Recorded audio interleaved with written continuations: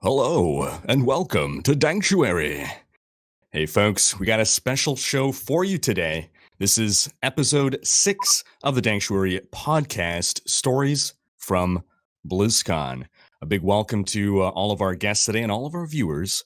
With us today, we have Neinball, host of the West March Workshop podcast. We've got Leviathan, veteran Diablo content creator. We've got Tim, host of the Cool Story Bro podcast. And we have Brandy Camel, former Diablo community manager and current Dungeons and Dragons community manager. So we got an all-star panel here today. Very excited. We're going to be talking about the BlizzCon experience. As we all know, BlizzCon 2020, not happening. This is roughly around the time of the year that we would all be seeing each other in person, getting together, getting that community feeling. And unfortunately, due to the world situation, of course, that's not possible this year, but hopefully in the future. We know that in 2021, we got BlizzCon online, but this isn't an episode where we're going to speculate on what's to come, but more talk about the experience, the wonderful community vibes, the memories, and try to relate to everyone what it's like to go to BlizzCon so that we can share what some people may not have been able to experience. Now, as a very quick PSA, we'll note that we got for Diablo 3 the Season 22 start date. That is going to be November 20th, with a patch launching on November 10th. So just as a quick segue into the session, into our episode today, folks, Leviathan, what are your Season 22 plans? Well, man, I am super excited for some Diablo content because I'll admit, I've been taking a bit of a break from it. Was not the biggest fan of the Season 21 theme, and I felt like it was a good time to step away. But whenever I do that, it's kind of like that saying of, what is it? Absence makes the heart grow fonder. Yes. And I just miss it so much right now. So when they finally gave us the date, I jumped through the roof. I was super hyped, made a video, and I'm going to go hard, man. I'm not going to lie to you. You know me. I like to grind super duper hard. I'm planning to do solo, self-found, hardcore, starting with the Demon Hunter. I may or may not stay there the whole time, but I just want to get in there and have some fun. The shadow clones look good. I like the balance that finally came to them over time on the PTR. And the 4th cube slot, wild card. It's going to be awesome. Wonderful. And I need to extend an immense apology to Tim. I believe I skipped you entirely. My sincerest apologies. We got Tim here, host of the Cool Story Bro podcast. How are you doing? What are your plans for Season 22? Oh, you also missed Dainty's cat too. Oh, dear. Oh, no. My plans actually get back and playing it again. Have taken a pretty long break from Diablo. Just stuff getting in the way and, starting to lead off to other games, playing some other stuff. So I think it's about time. Leviathan touched on it, right? Just being away from a while, you start to drift right back to what your old haunts are, your old playgrounds, stomping grounds. And I think it's time to get back to it and start playing again. Wonderful. Wonderful. Neinball, you got a class in mind? This should come as a shock to anyone that knows me, but I'm going to be playing the Necromancer for this season. Yeah, I know. It's this is strange. Your first time with that class, right? I've never touched it before. Definitely never played it for 8+ years in Diablo 2. It seems like a lowball number there.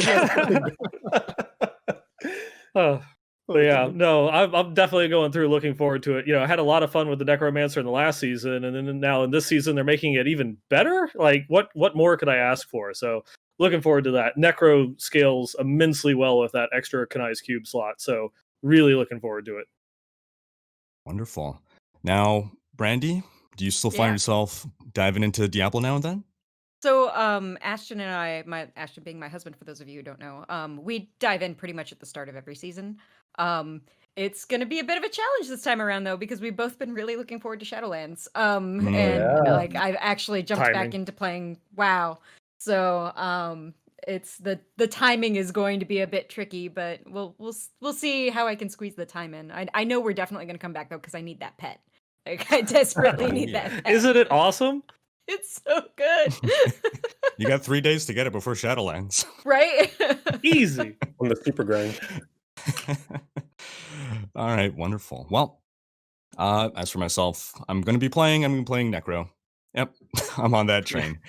But yeah, let's dive into Solidarity. now our solidarity. Yes, our talk about the BlizzCon experience, our stories from BlizzCon, and maybe this isn't something that everyone realizes, but the BlizzCon planning phase that can start half a year ahead, maybe even more for some people.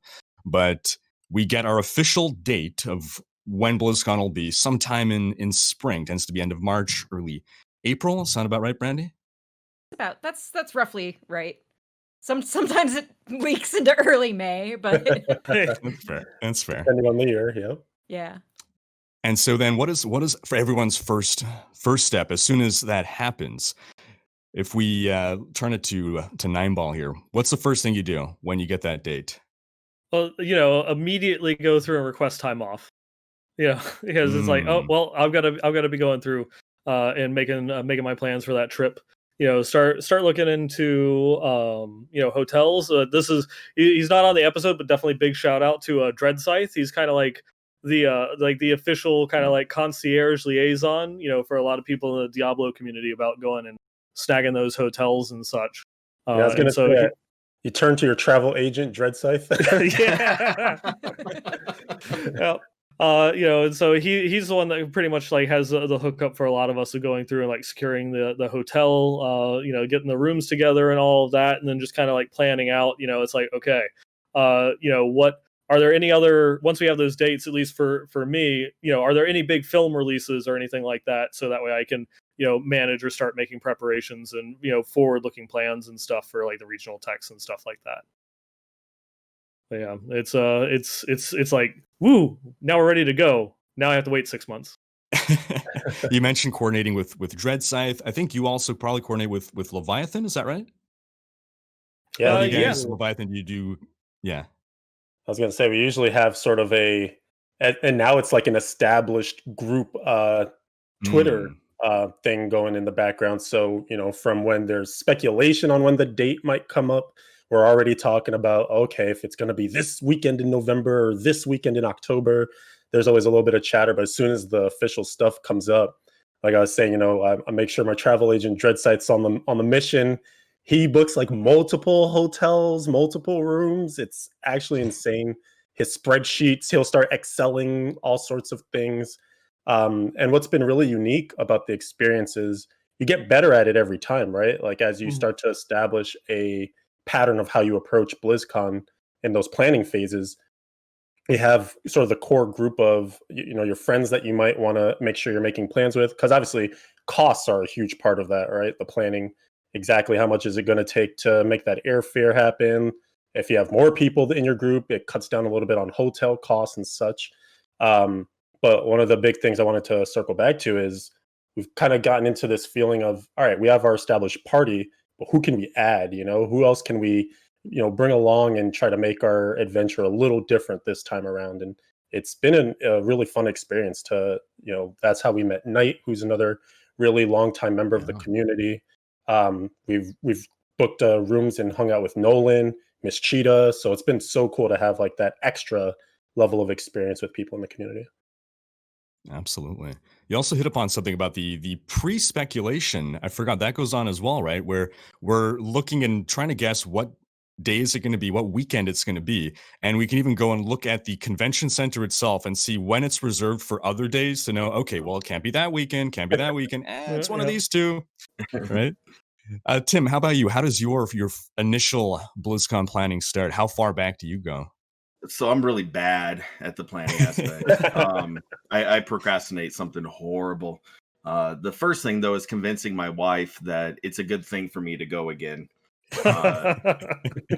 She's real supportive. She's not a gamer at all, but she's 100% supportive of my hobbies, which is awesome.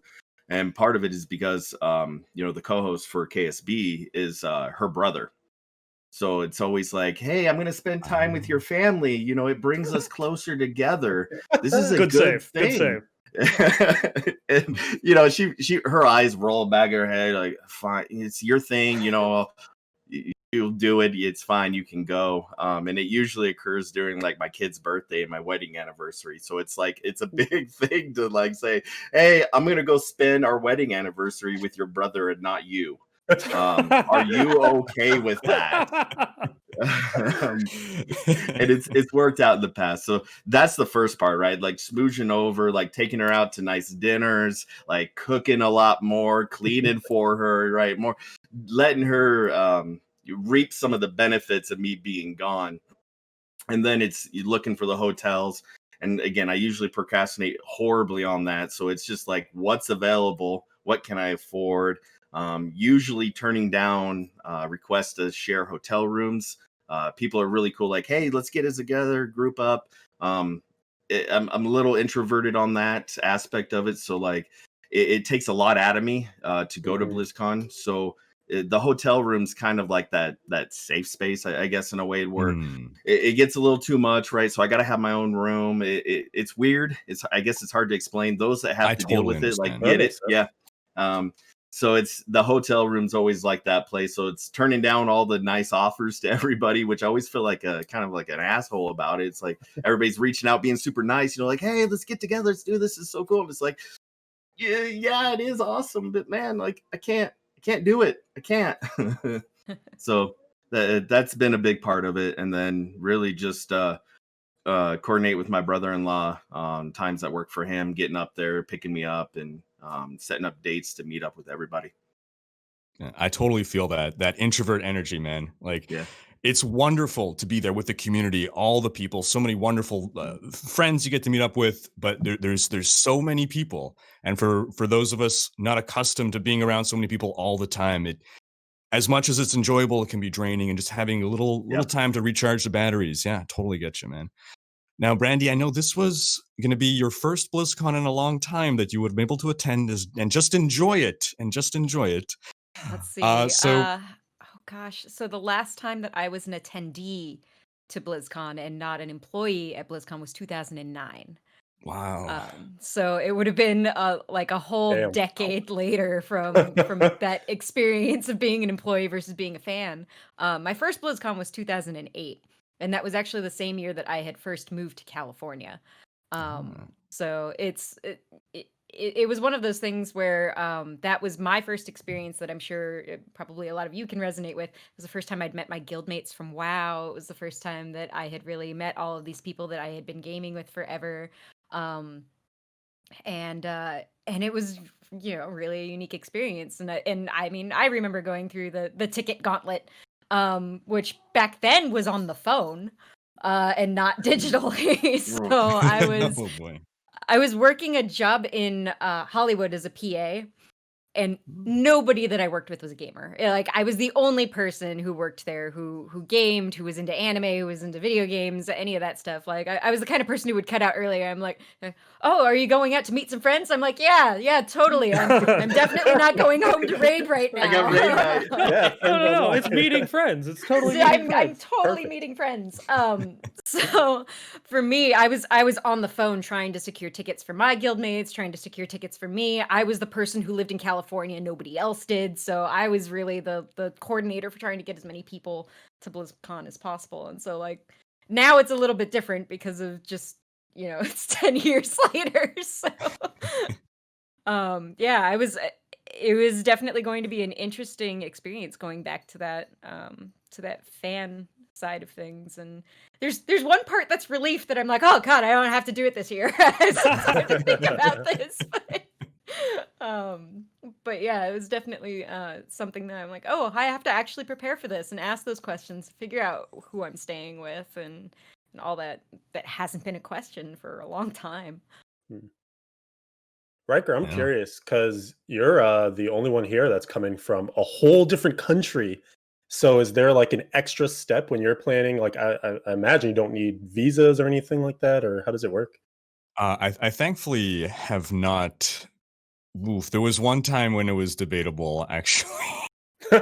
When I was working, so one of my first it was my first BlizzCon, 2011.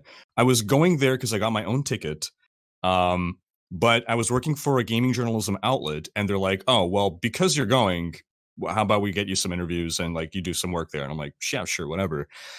And me being a very honest and straightforward person, when I was going through customs, or when the people at the airport were asking me, what is the purpose of your trip? Is it, business or pleasure? And I'm like, well, I guess it's kind of business. That was the wrong answer. Yeah. They're like, okay, sir, go that way. I'm like, everyone else went that way. I want to go that way. And I sit down in this like empty area. It's like 4 or 5 in the morning, sitting down this empty area, and I see there's like a security guard in a room, and he's looking at me through a little window, typing on his computer, looking at me, typing on his computer, lets me sit there for 20 minutes before calling me in and interrogating me extensively on the exact nature of my trip. And he lets me off on the contingency that the work I was going to do will be done back at home in Canada, that I'm just there to experience the convention, and then back in Canada is when I will be doing the work. At the end of this very tense interrogation, I had the genius idea of trying to lighten the mood with some levity and saying, it's a good thing I didn't bring my laptop. Otherwise, I would have done some work in the hotel. You did not find that funny. Nope. So my first BlizzCon was almost canceled, basically. This close. Oops. Oh, boy. So... This kind of leads us into how we get the BlizzCon tickets themselves, which is an entire hurdle unto itself. Now, some of us get, there's different vehicles to get there. I've often gone as media. Some people get invites as influencers. The vast majority of people have to pray to be one of the first people in the millisecond that tickets go on sale to click and get those tickets. Neinball, I believe you have extensive experience in doing the ticket rating. Oh yeah, that's I've been going to BlizzCon since the second one, 2007, and for the vast majority of it has been from as the perspective of just a fan, going on vacation as opposed to being like a content creator. And having to go through and sit there for the tickets to go on sale at like 10 a.m. Pacific time, and just keep mashing that F5, hoping that it goes through and comes up. I think it was like 2009 was like the Murloc of Doom, where the server kept crashing and you kept just getting like this little Murloc sitting there. It's like, oops, there's a problem, And so it's been a very interesting experience over the years as they've gone through different companies. They used to do it. Blizzard used to handle it like completely internally, and then they've moved it over to like Eventbrite and such to try and make it at least that, well, it's not our problem, it's someone else's problem, to get yelled at for the tickets. It's had its ups and downs. And, even on, like you mentioned, on, some years, where I have gotten a media pass, it's still, sitting there like in the Discord channel, like, okay, everybody ready? Because we're trying to buy tickets for other people that might not, have that luxury to just try. And it's like, okay, if you get in, you're just buying 4 tickets. And then like, I'm buying tickets for who? Like, who do I reach out to for the money? I've got 4 tickets. This is for you, and then that guy, and then this person, and then her, and just all like the swapping around of getting the tickets to the right people. Yeah, I've got a lot of people's credit card information. It's a very trusting community. You have that face. You just have that trusting face. Mm-hmm, mm-hmm.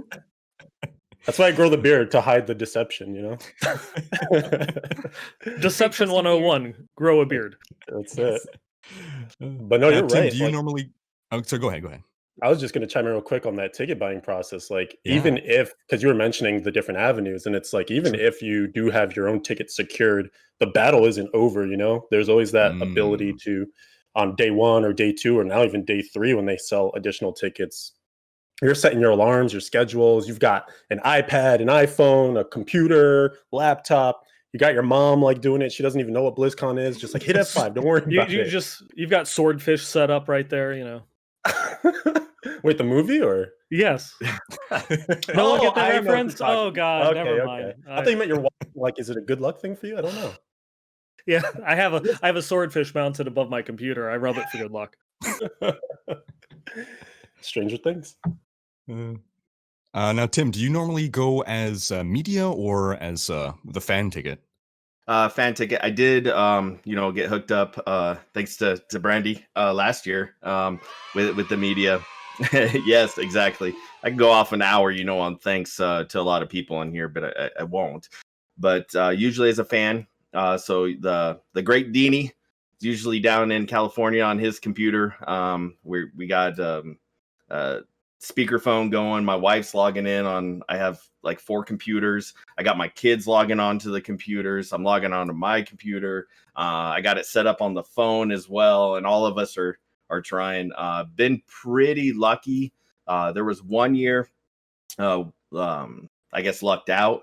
But like, everybody's mentioned the community is absolutely friggin' wonderful. And if you don't get tickets, there's usually somebody that is on there getting extra tickets as much as they can. And they're selling them at face value to friends and family. They're not marking them up. It's easy to reach out. I've had extra tickets one year, sell them back out. Karma's just an amazing thing. I eventually. So I've always been able to go when I needed to. Again, a lot of that has been support from the community. Dreadscythe, big shout out to that dude, man. He coordinates a lot of it. And there's always discords happening, people setting up when the next tickets are coming around. Even people that got tickets, it's like, hey, do you want to try to log on again? Mm-hmm. Sure, why not? I'll hop on there. How many tickets am I looking for? How many am I trying to help out? And it's just been absolutely just amazing. Just a real good group of people coming together to help out everybody that's part of the community. And I think that's one of the big things that if you're listening to this, if you're watching this, that you can take some pride in, that the Diablo community is really special, like in that regards, that there is a lot of like love and trust, between people, where I'll see like random like Reddit threads and such trying to reach out, and, it's like, I've got tickets. Or like, Tim was mentioning, Dreadscythe is, again, like, he coordinates the hotels, and he also coordinates like a lot of like the group ticket buyings in order to reach out and make sure that like everybody from like the Reddit moderators, like dozens of streamers and stuff like that, I'm just reaching out. I want to make sure that you've got a ticket for everybody. So he really, looks out for a lot of people in the community behind the scenes. Yeah, that's great. Yeah. He's definitely an all-star. Yeah. My own experience, my first BlizzCon, I got a ticket thanks to a dear friend who hooked me up with someone who had a ticket to sell. So I got lucky there. It was a couple months after tickets had sold out. I've never been able to get a ticket when they first go on sales. And since then, I've always tried to go through the media, get a press badge channels. So I send in the application, and even though there's a whole procedure. But I always, as we're getting close to like August, I'm always getting extreme anxiety because I don't know for sure. Even though like I'm semi-confirmed, coming down. Yeah, I'm like, oh, do I actually have a pass or not? But yeah, Brandy, what has been your, I guess, ticket experience? Gosh, I mean, 2 different experiences, right? Because I've been on both sides of the fence, and the first 2 years that I went as a fan, very mumuch no different than the experience that you all are describing. Like, was grouped up with people who were in my WoW guild at the time, because this would have been pre-Diablo 3. So grouped up with folks from my WoW guild, trying to figure out, all right, who secured tickets where? Do we have spares? Do we have ones that we can pass off? Or did we just manage to get enough of what we needed? Which was usually the case. I tended to be the lucky charm in that group. Like, I was the person who always managed to get through to get tickets. I don't know if that's just because in both instances I was working a flexible enough job that like I could partition off time dedicated to just that whenever the ticket sales were going live. And I mean, that first year, that like 2008, I was on the phone hitting F5 on 2 different computers at the same time. I managed to secure my tickets over the phone with a CS rep before they stopped doing that. And then they stopped doing that like shortly thereafter. So it was just serendipity in both cases. And then tickets for BlizzCon as an employee, I mean, like, we just get one. Like, we just get one. So I mean, like, that's not there's not so much a securing part, but on the side of the fence where it's securing tickets for all of you all, it is a collaborative process with all the other community managers, because there is a pool of tickets that go out to community, and so we're looking at multiple things when we're trying to partition out where those are going to go. Like, what's our allotment look like this year? Who has the biggest announcements? Who gets more this year because of what's going on? And a lot of those are discussions that we have to collaboratively work on, to make sure that, you know, that the right people are being able to come this year to really enjoy what we have to share, right? And I'm gonna say we a lot because it's such a habit. It's 8.5 years of that habit. It's really hard to kick. But yeah, that's a lot of what that's like, and it's a weekly meeting kind of thing where you know, there's a round of early invitations that go out, like these are the people that absolutely need to be there, and then it's just kind of a trickle in with the process. Like, for those of you who are press or work as press, you know that there's a press form that you can submit to, and that goes into a web form that we review every week, and there's a meeting with everybody else, and we review how good has your press coverage been, what's your press coverage like, you know, what do you do for the community, like all of those are things that factor into, you know, can we justify giving you a ticket this year, because that's a lot of what it comes down to, is making sure that those tickets go to the people who are going to net the biggest gain out of it. Right. That's really insightful. I don't think people realize that it's not just within any given franchise, but cross franchises, that there's a limited number and that you have to decide how to prioritize that way. It's really insightful.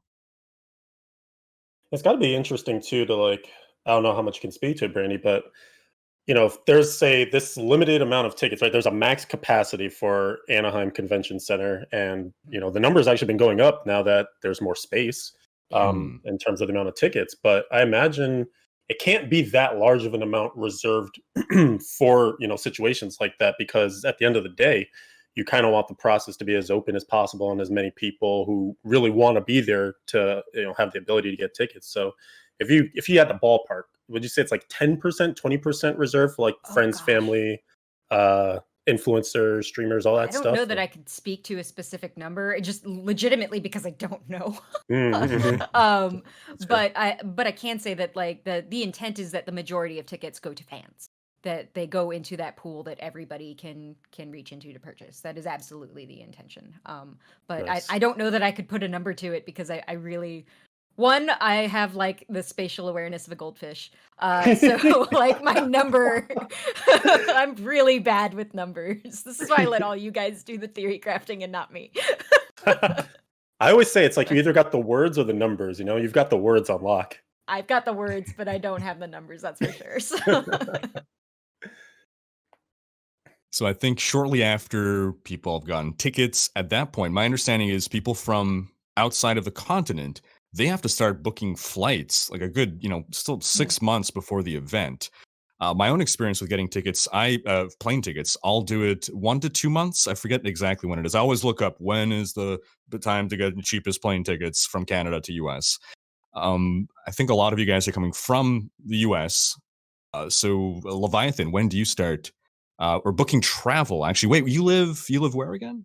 I'm in Boston, so it's a Okay. cross country. Yeah, it's a big trip from us for us East Coasters. Mm. And each year, so I've been experimenting, right? There have been a few years where I was doing my own airfare. And so I was trying to figure out, okay, is it better to buy early when there's not as many like people committed to a certain flight and maybe the prices will be down?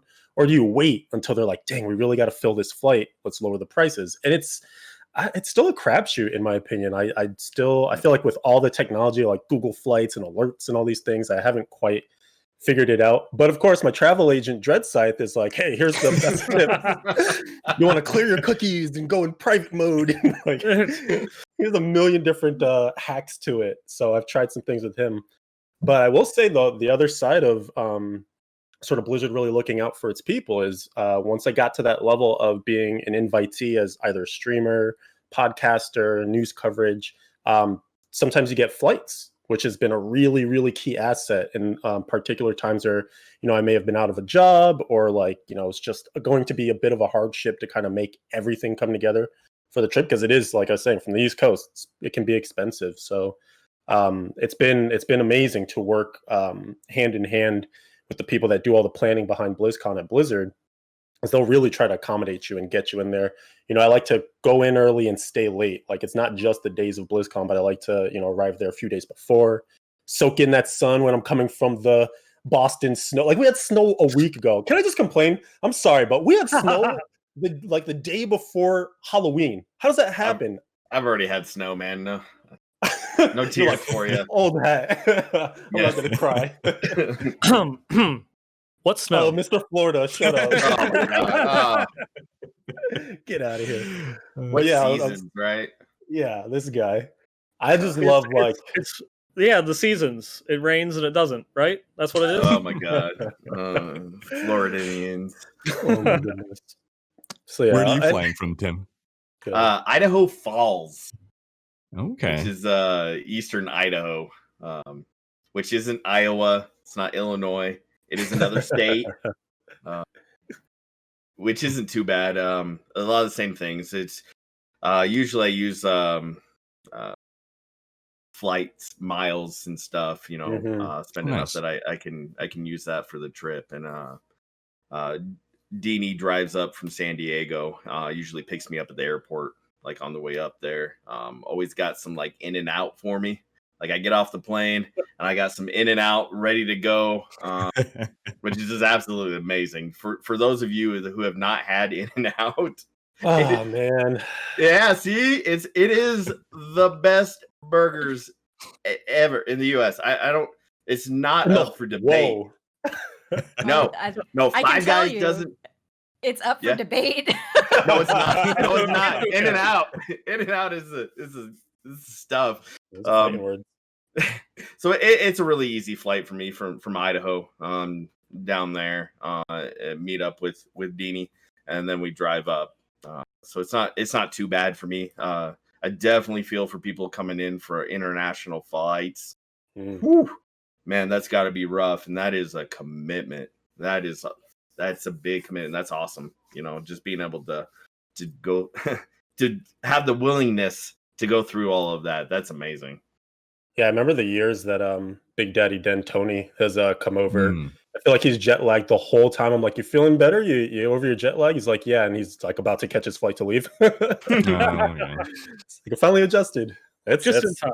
Yeah, huge commitment. So Neinball, I guess for you, it's how far away are you like by travel? From Anaheim? So I'm in South Florida, so about as far. It's about as far as you can get. And it's one of those ones where it's the first couple of years was like changing flights, going through trying to find like an airline that you like, because a lot of the stuff that comes from South Florida will normally stop in Atlanta or Houston, depending upon the carrier, and so it's really hard to try and find like a direct flight. And so it takes something that should be like 5 hours and we'll make it 8 or 9 hours with, the layovers and such. But finally kind of went through and found I think it was 2011 when they opened up, or 2010 when they opened up the Virgin America down in Fort Lauderdale. And they started offering a direct flight. And not only was it direct flight, but usually it was one of the cheaper options that you could possibly get. And so that has just kind of like been my go-to. And because I've been using, that same airline, year after year after year, one, you got the rewards points for it and such. But the other one is that I've kind of got pretty good at understanding what like the bottom out price for it is. And so I can just go through and look, and whether it be 5 months ahead of time or 2 months ahead of time, to kind of like be like, okay, yeah, that's about as low as it's going to get. So I'll just go and grab those tickets. Do you drive multiple hours to get to another airport, or have you had to deal with that at all? So Fort Lauderdale is about an hour from me, in order to go through. But the difference in price, and then it's an hour drive to go through and get down there, versus having to deal with the layovers. Anything else that's closer to me, they don't have direct flights. So kind of like what your time's worth to you type of situation. More or less, yeah. And not to mention, cost. Right. Plus, there's some peace of mind to a direct flight too, so you don't have to worry about running Absolutely. through an airport So with 30-minute transfer and things like that. Did they transfer my check bags? Did that make it through? You don't have to worry about that or anything. And it's they're Alaskan Air now, and just the quality of service is also pretty good. So it's something that it's nice. It's peaceful. You got a little bit extra leg room. You don't have to worry about sleeping through your exchange or anything. Yeah, and no one has mentioned yet too. The hack that I learned, I want to say like 2 years into BlizzCon, was you don't always have to fly into LAX, because LAX is a huge airport. And talking about travel, man, the travel time from Los Angeles to Anaheim, you look on a map and they're not that far apart, but LA traffic is legendary and real. So you can always go SNA, which is like right next to the convention center essentially, and it's such an easier time if you can make, like, sometimes you just can't get the flight for it, but if you can. Is SNA John Wayne, or is John Wayne something else? It's John Wayne. It's John Wayne. Okay, You got it. Yeah. Yep. That's what I fly into, is John Wayne. It just seemed to be a lot easier. Yeah, there's the other alternative that you can do is flying into Long Beach, which is still closer and less trafficy than LA. The downside is that Long Beach is a really small airport, so you're going to have a much harder time finding a flight into there.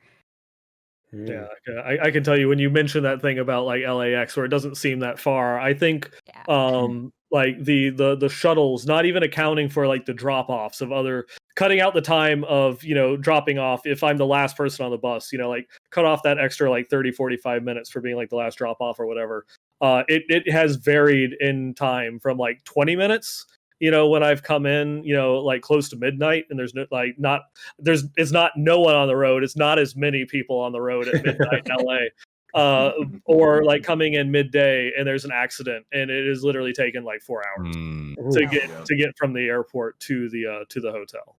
Yeah, I think that was like one of the number one tips that I put in all of my like little letters for like, so you have a ticket to BlizzCon. Here are things you should know. Don't go to LAX if you can help it.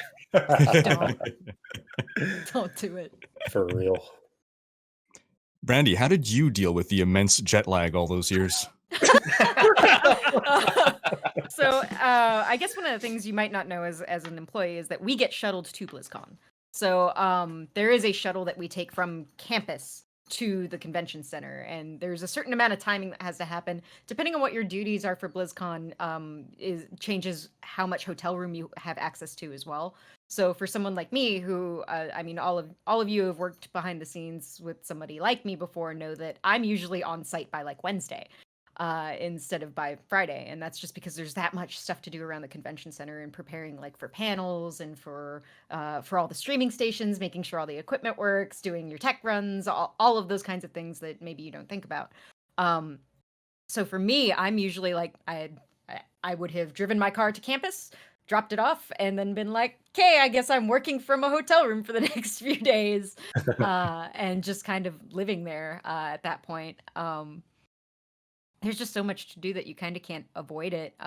Again, depending on what your role is for the convention, because it varies widely. At least for community managers, we're there a really long time. So I think the only other teams that are there longer than we are probably IT and events. Would be the two teams that are there much longer than anybody else. Makes sense. So, but yeah, that's taking a shuttle just like anybody else would. They rent a series of buses for employees, and the buses go out every half an hour, and then as it gets closer to the convention, every 15 minutes, and it's just a circular, like they're just shuttling people to and from campus constantly. Everyone is now disappointed that Blizzard wasn't renting out the space shuttle to do this. So, travel aside, as we're getting closer to the convention date, we're about 1-2 months before. I believe some people here start to plan community events. We've got some wonderful people here who are the anchors and the hearts and souls of our community and keep us tied together. I think Neinball, Leviathan, one of you want to talk about some of the events that you guys start planning? I'm going to just take the hands off the steering wheel here completely, because it's all that man in the lovely purple shirt that really goes through and starts handling like the special events and stuff like that.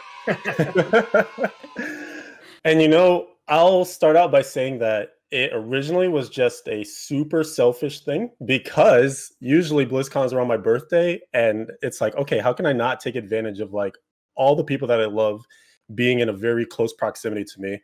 Like, let me So just try to selfish of you to want to share your birthday with people you care about. So selfish. I just want Celebrate with friends. me. Come and drink with me, please. But it was just like, and I think this is another one of those extra life hacks and things to think about when you're doing BlizzCon is there's so much. Like, for me, it's a rare opportunity to make it out to the West Coast because it is a pretty big trip.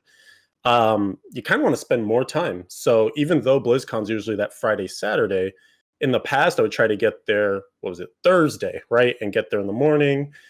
Sometimes there's a community event that's going to be that Thursday night. So it's nice to be there early for that. And then Neinball and Dread are like, dude, come on Wednesday. And I'm like, oh, okay, now we're doing Wednesday. And then people are coming on like Tuesday, Monday. It's like, when does this, like, are we just here all the time now? Like, should we just fly in October 1st and just wait? So last year I went a whole week ahead.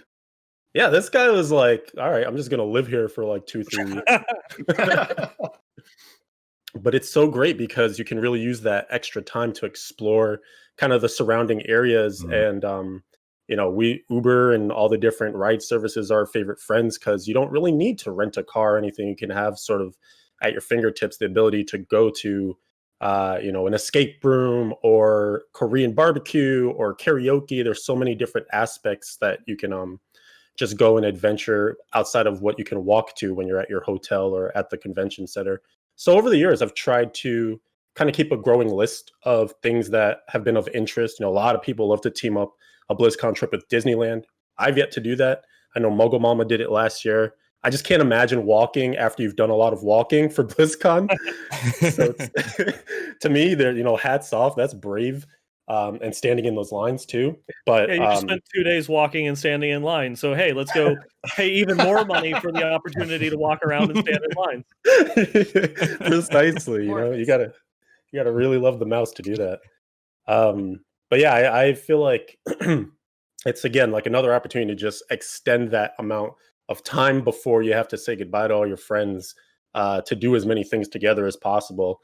And it can be very easy. I feel like the reason I want to try to plan as many of those things ahead of time is when you're on the ground, dude, you're running, like your brain doesn't even work because you're hyped at whatever announcement just came out. You're trying to, get demo time. You're trying to meet up with friends, try to see Blizzard employees that you just talked to on Twitter and stuff. And you kind of forget that like the time is moving. Like no matter how much you're trying to get done, that Sunday, that Monday is going to come faster than you know it. So being able to say ahead of time, all right, I've planned out on, Friday, we're going to have this dinner, try to invite as many people. On Monday, we're doing this escape room. We've got a slot already. Just trying to make sure that you fill out your schedule. You can always cancel on some things. You can always adjust as people come up with spontaneous things. But, the more you can plan in advance, the better. Well said. Well said. I know I often am there mostly just for BlizzCon. Maybe I can take one extra day, but I got to travel back, get to work, grinding out the videos and stuff. But I always love getting invited by you folks. I wanted to dive into this more later, but just to touch upon it, like you've made me feel so welcome into the community, and we'll explore that more later. But on the topic of doing more than just BlizzCon, Tim, when you plan your trip, do you take extra days to do anything in particular? A little bit. Leviathan hit it right on the head. The first couple of BlizzCons that we started going to, we were leaving like the night when BlizzCon was over, which is a horrible mistake. That's awful. We quickly learned there's a lot more that goes on that night and in the next day. And each BlizzCon was adding an additional day as we learned a lot of the events going on before and the events going after. For me, a big one is Con Before the Storm. Like I love that convention. That group, everybody that goes into it. I've made a lot of friends that help put that on and help support that organization. It's absolutely amazing to me, and I've had a lot of fun hanging out there, seeing everybody. So that's always like a number one for me. Right off the bat is getting on their Kickstarter, supporting the money, getting there as early as I can, and just hanging out with some really just amazing people putting on that. After that, I hate Disneyland. My wife loves it.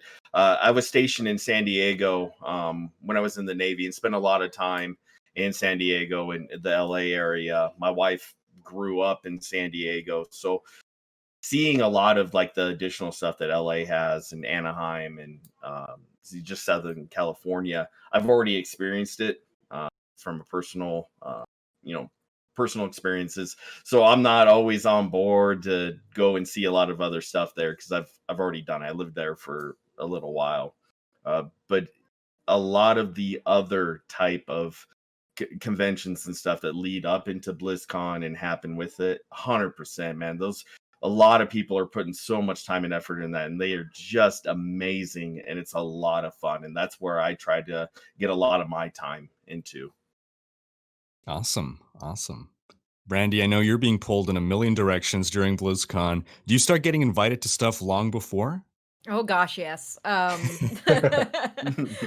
that's honestly, that was the thing I was kind of looking forward to the most this year with going as an attendee, was being able to actually be able to go to some of those things, because I wasn't going to have to be preparing the community mixer or making sure everybody got off their flight and made it to the convention center, or or packing swag bags, or like any of the number of things that I have to do, or that I used to have to do before the event. There's actually one event that I always wanted to go to, like during the middle of BlizzCon, which is the BlizzCon beer share. I have been in that group for the last 5 years and have never been able to actually make the event because it's always on like Friday night. And there's just too much to do. Like I by the time I'm done with the show and trying to be like, yeah, sure, I guess I'll cut out after a 16-hour day and then go, share beers with people. It's less appealing when you've been on your feet all day. So, yeah, it's that was one of the things that I get invited to so many different things, and I just can't. It's not possible to make them all. It's even something that behind the scenes I know that the community team in particular struggles with, because we all want to spend time with you guys. But we have our own events that we need to run, or we have our own work that we need to be doing. Like there's a WoW head party that happens. I know the WoW team has a really hard time juggling that with other things. There's Con Before the Storm, which we all want to be involved with, but usually the community mixer is competing with it, at least to some degree. There's the Chalk benefit dinner, which some of us get asked to attend as spokespeople. So there's that to juggle as well. There's so many other moving pieces that happen at the same time that there literally isn't time for all of them.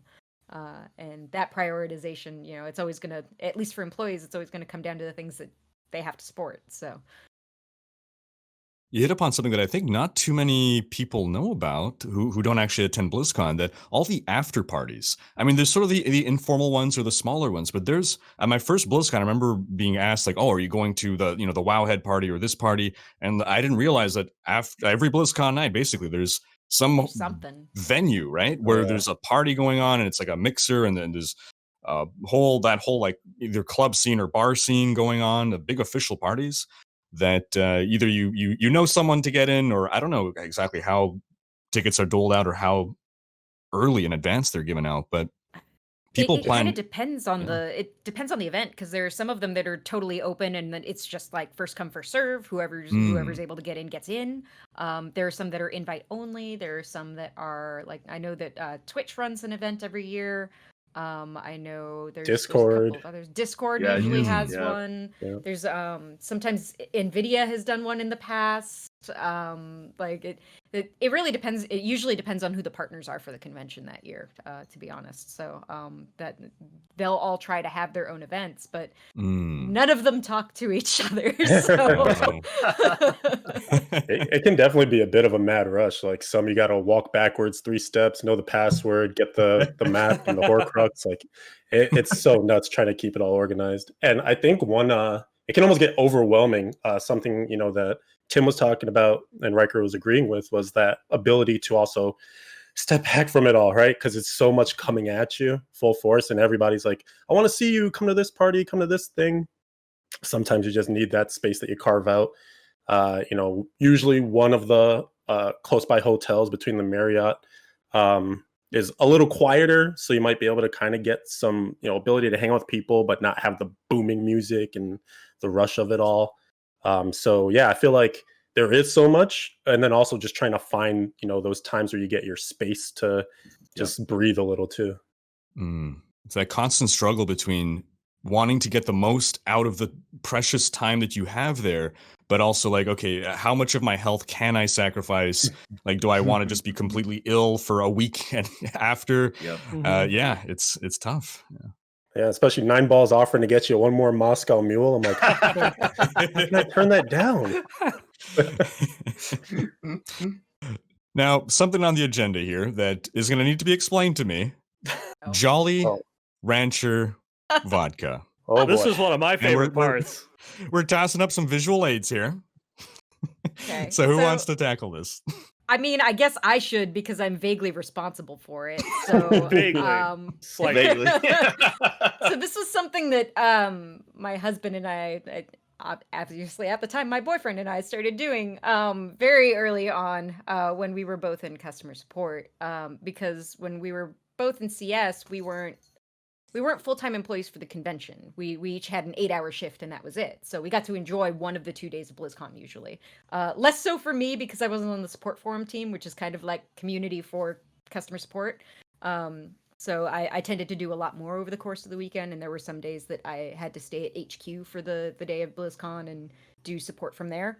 But this was one of our de-stressors that would be, this is our hotel room treat for post the convention after a hard day of work. And we had been experimenting at home with trying to find a way to infuse vodka, and we did a couple of things. Skittles vodka was the first thing that it was really popular online. Everybody was doing Skittles vodka, but we hated doing it because the filtration process was a pain to get all of that like excess gunk that happens when you do Skittles infused vodka. So I found this one. Actually, I don't remember if it was me or him, but one of us found this one. And we started doing Jolly Rancher infused vodka because it leaves no residue behind. And it is the easiest thing to do. So usually around Halloween, we would start our brewing process. And just after the first year when we had this stuff and people were like, well, what's this? I need more of this. Can you make more of this?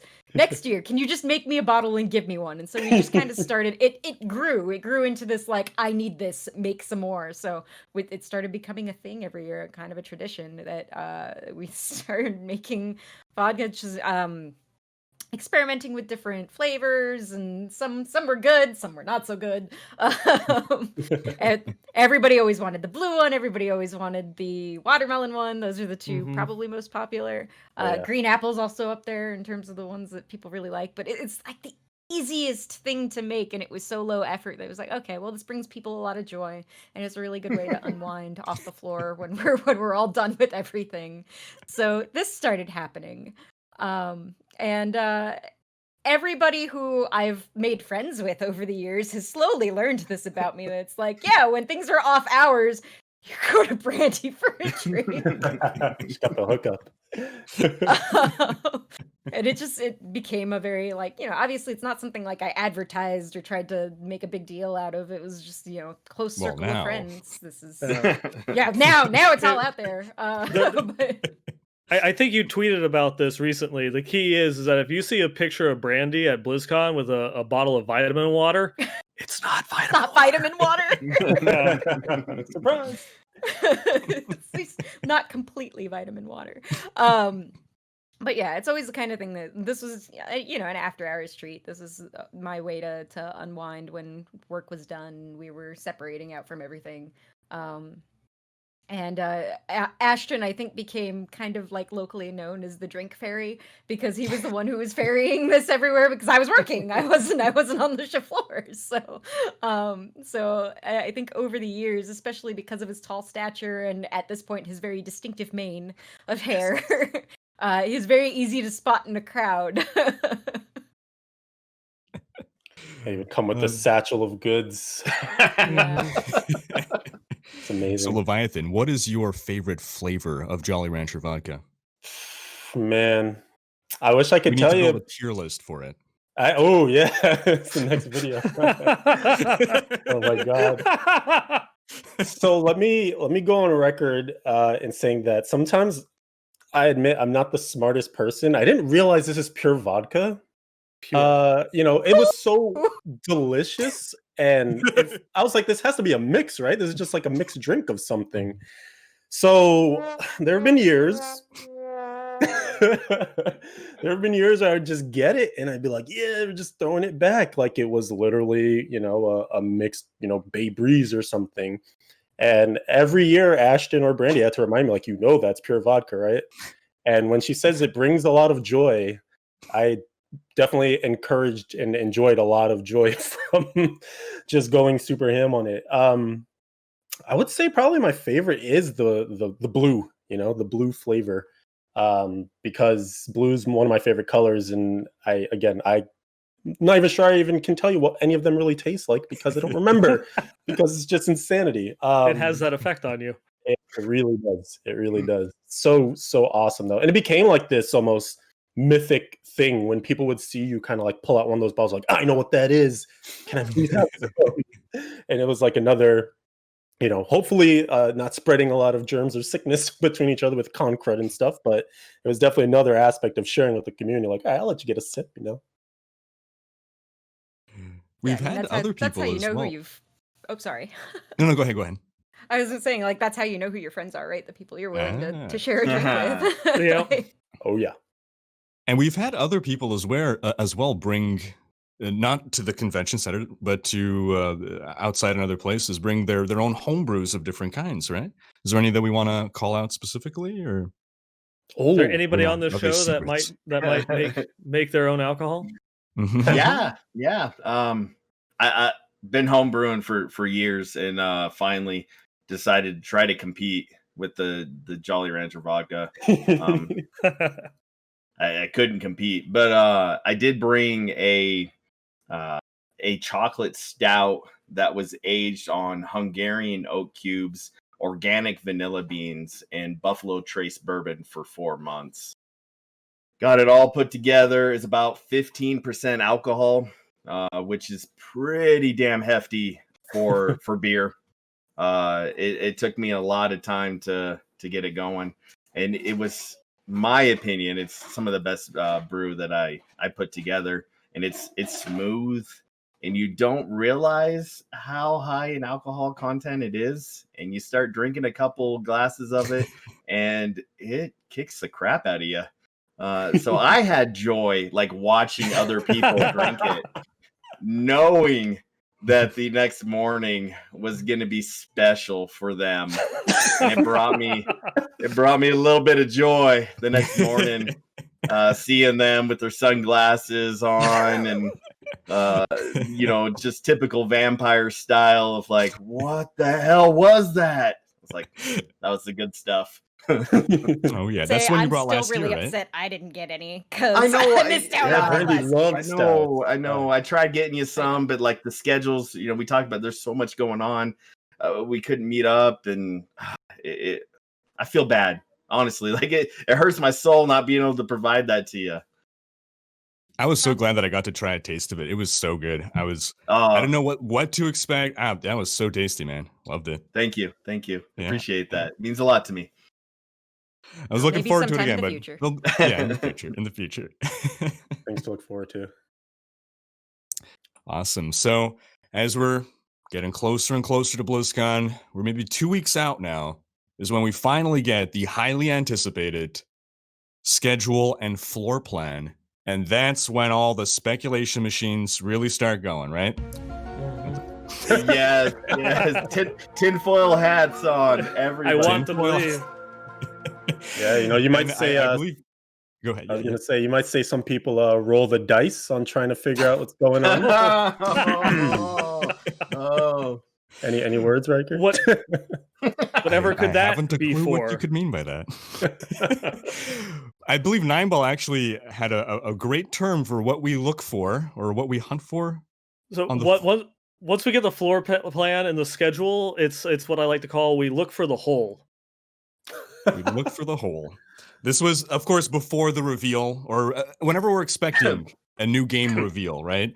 Because on the show floor plan, if there's some area that isn't like obviously all floor space is highly valuable to Blizzard, they're not going to have some blank area with nothing. So we're looking for a blank area to be like, oh, is that going to be their secret, unveiling of whatever new franchise or new game, etc. So yes, the hunt for the whole, all the speculation starts to go rampant across Reddit, across YouTube, of course. Yeah, that's always a fun time, right? Was that a stressful time, Brandy? I mean, Look at her face. it depends on the year, right? Because there were some True. years where it's like, okay, everybody's obviously going to make an assumption about this. We all know it. Like everybody internally knows that the map's going to get dissected. The schedule's going to get dissected. Anything like you cough sideways on social media, that's going to get dissected. Like it doesn't matter what it is. It's going to be scrutinized. So there's a certain amount of everybody's extra careful during those periods of times. And then there's the other side of, all right, which landmines that we may or may not have intentionally laid are people actually going to find and unravel? Because sometimes those are there. They're not there every year, but there are years where something's laid out and we want people to find the threads. Or there are years where we desperately try to dissuade assumptions and it does nothing. Can't stop the The moving harder you hype train. contest, the more you're concealing, of course, Yeah. right? Yes. The hype Yeah. train has no brakes. No. Yeah, it really, really doesn't. And that's really the hard thing about like trying to advocate for transparency is that there's a certain amount of transparency that when you're in that position you can't have for one reason or another. One of the main reasons being that Blizzard's a publicly traded company. And as a result, if we put out anything that's a major piece of information, it can actually affect stocks.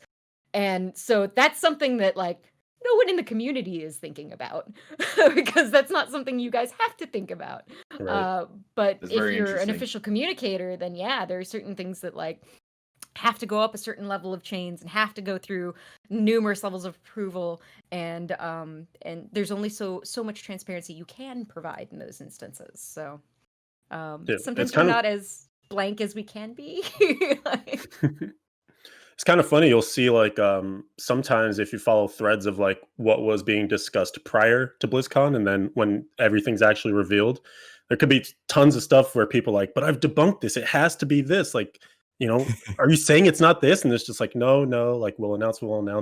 And then the actual thing does come to pass, but it's like there's only so much you can say, like you're saying beforehand, just because of the sort of ripple effects of if we confirm this right now, then it might take away from what is amazing about BlizzCon is that moment of reveal and feeling like the crowd swell at once and those feet. I'm getting a little bit ahead, but you know what I mean. So it is really interesting in those weeks leading up, like Rhyker's mentioning, just sort of seeing like which campaigns gain a lot of steam and how you guys handle it on your side, the Blizzard sort of team side, and then also how the community really rolls with things, and sometimes they go crazy.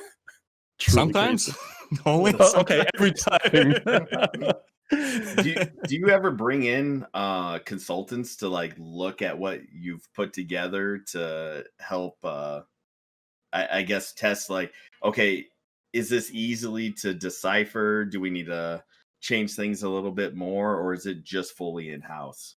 It's fully in-house for the most part, at least in terms of my experience. Like obviously Okay. I've been away from Blizzard since April at this point, so I can't speak to how they're doing things now, but in terms of the experience that I had, most of it's in-house because honestly there is no level of expert awareness that is out there that would be more accurate than fans, because there's just there's more of you, and B, you think way differently than anybody who's in the professional mindset.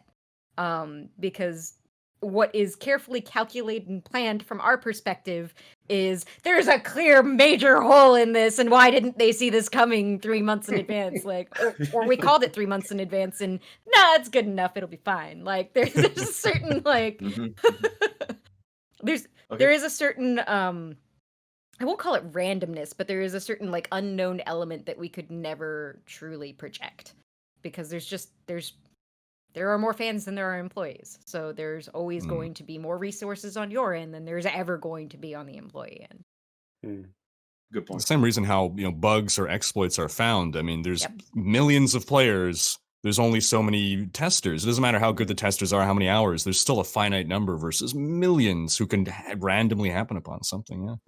Yeah. The speculation obviously is tons of fun. It comes from a place of passion and excitement. I think it becomes dangerous when speculation becomes expectation. And I think that's the important thing that people need to always dissociate. It's like, okay, it's fun to speculate about whatever, but always have level, clear expectations or no expectations, basically. So this way, whatever comes or doesn't come, you're pleasantly surprised. Yep. And That's that's definitely one of the big things that the Diablo community has had issues with over the years is being able to manage expectations. Every year is, well, I mean, up until last year, every year was they got to announce D4 this year, right? they have to announce D4, and so it's definitely one of those things that we could probably learn to do a little bit better about.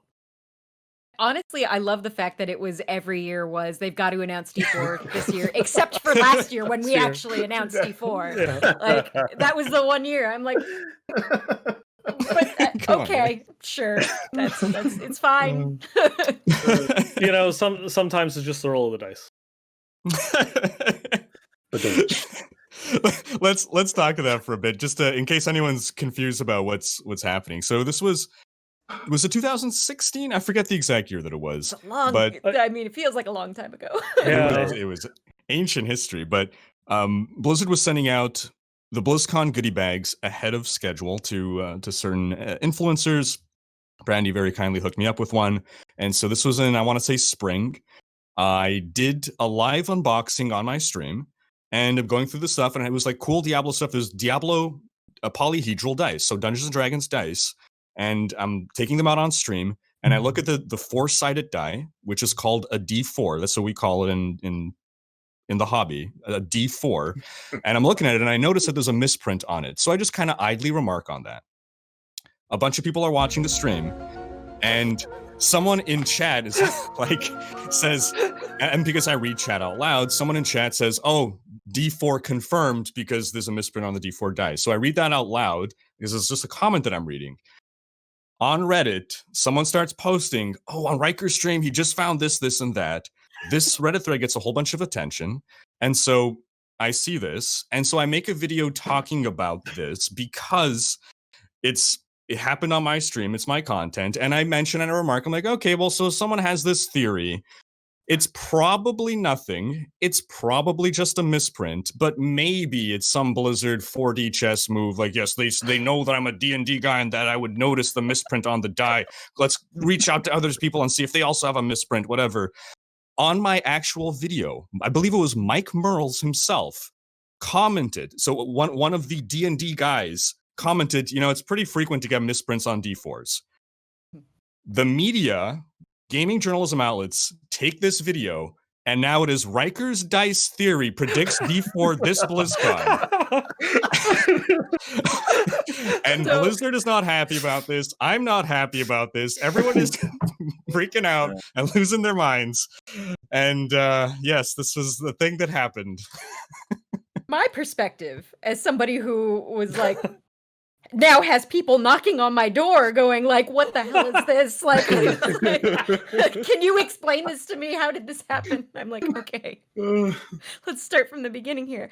A lot of it just comes, I'm like, this is just, it's a coincidence that happened. It's like, I wish we were that smart. We're not.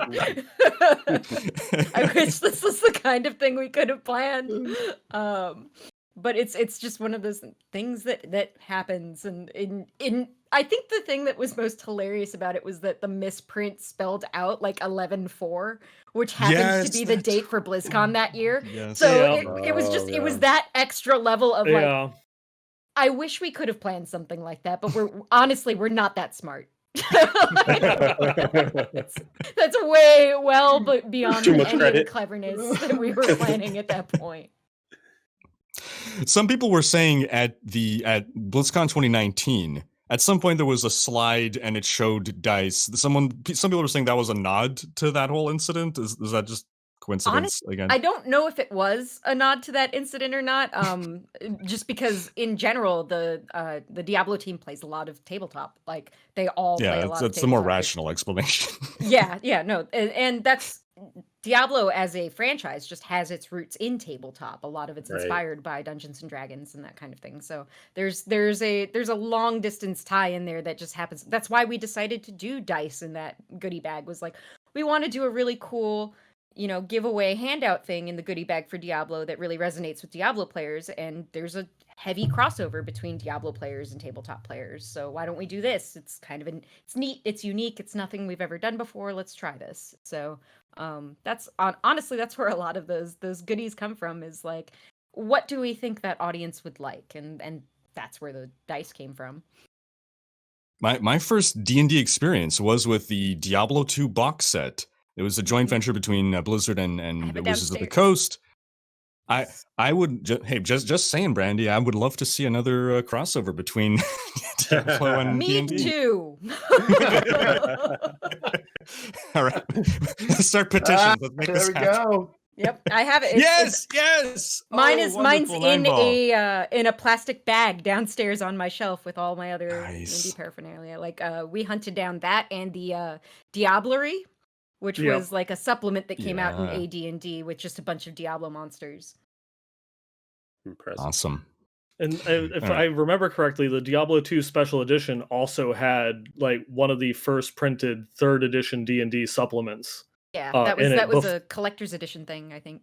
Yeah, it was the D2 Collector's Edition, and that was actually before the official launch of 3rd edition D&D. Mm-hmm. Oh, wow. Nice. All right, getting a little bit back on track here. Sorry for the diversion. So we're 2 weeks before BlizzCon. Is anyone at this point still finalizing their hotel and the reservations of anything, be it hotel, be it flights, be it, I guess, restaurant bookings for any events?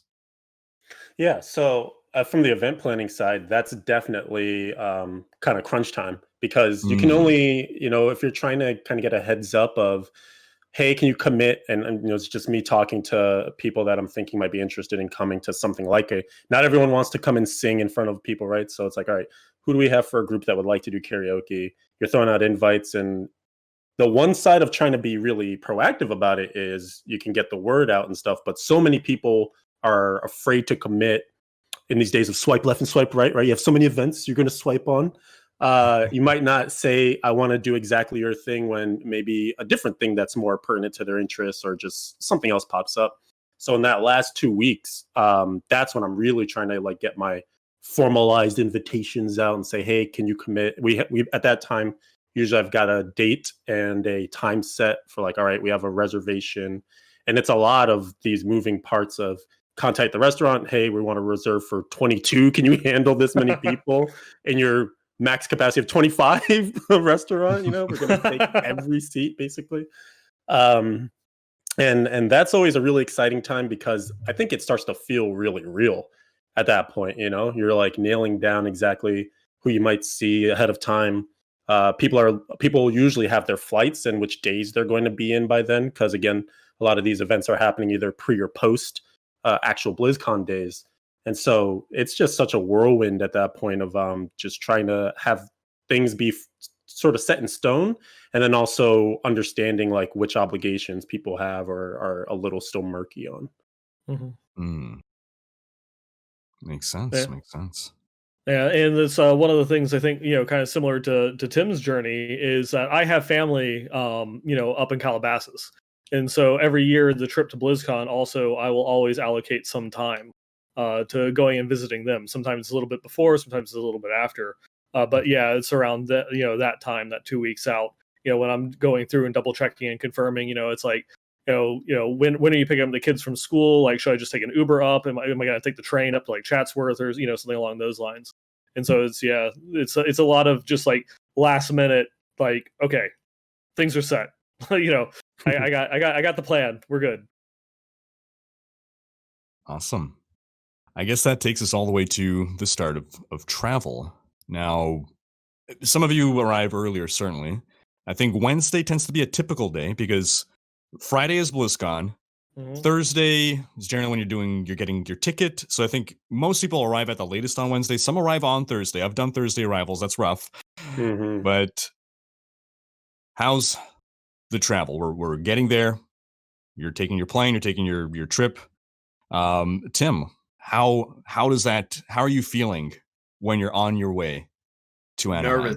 Nervous, man. Like 100% nervous, right? Heart beats just crazy because a lot of the times it's now you're seeing people you haven't seen for a whole year.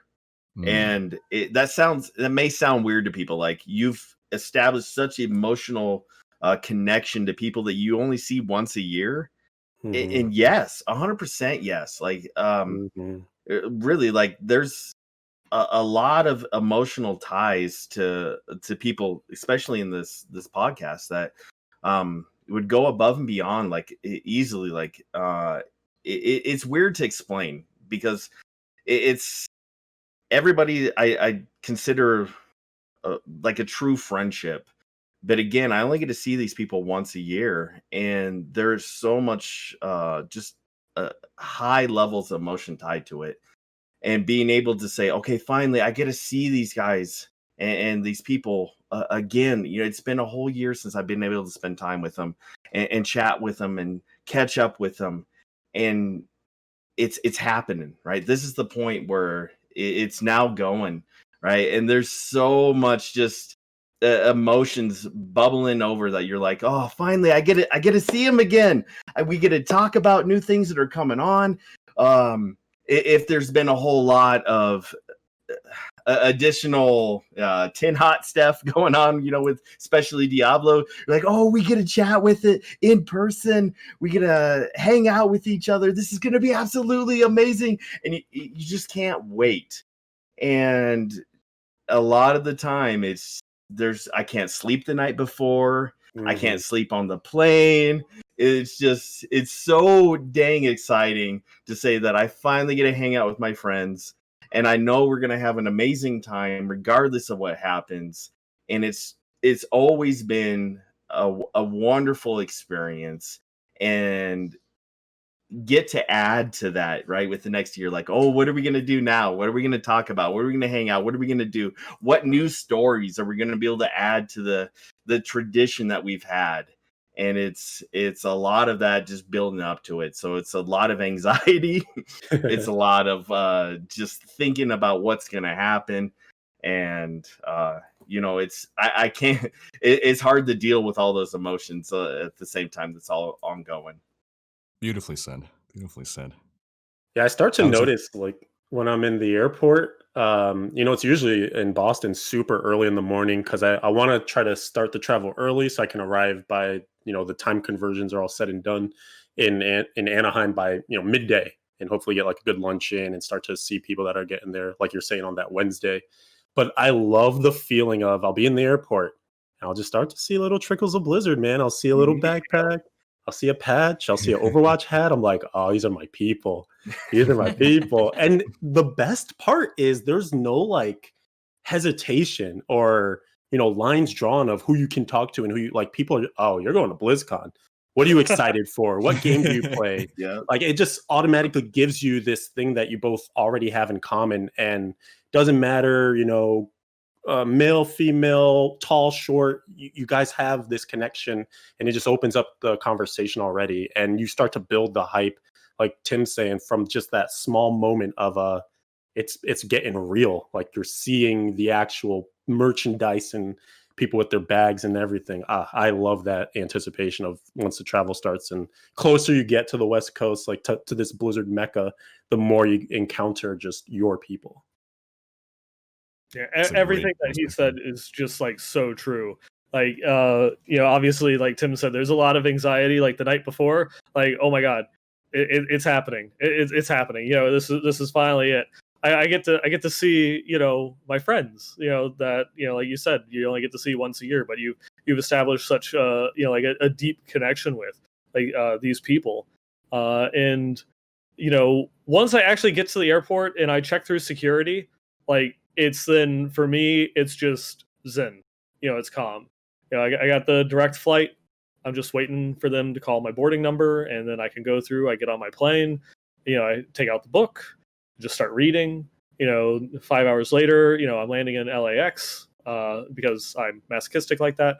And then it's the trip over, and it really is one of those ones where if you've never been to BlizzCon or looking to go through and try and experience it, you really do want to get there early, because Thursday is like really day zero. There is so much going on between the badge pickups, like store pickups, all this other types of stuff, that you really, if you want a day to acclimate yourself, and so coming in on Wednesday, or even like I think last year Dreadscythe and I were joking, like Tuesday is the new Wednesday.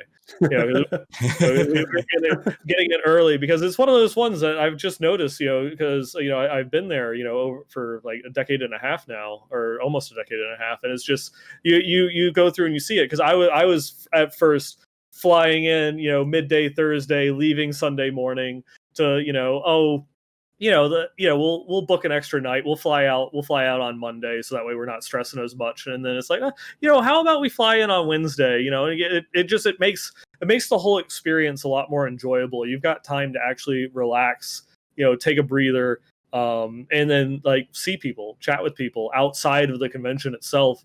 And it's one of those ones that I'm sure that as we'll get into, that it's never, even on the years where we haven't gotten like announcements, there's never been like a bad BlizzCon, because BlizzCon is so much more than what Blizzard is talking about. It's about, and you probably have noticed a trend in everything that we're talking. It's these connections, that we've made with all these wonderful, beautiful people over the years, that really makes it worth attending.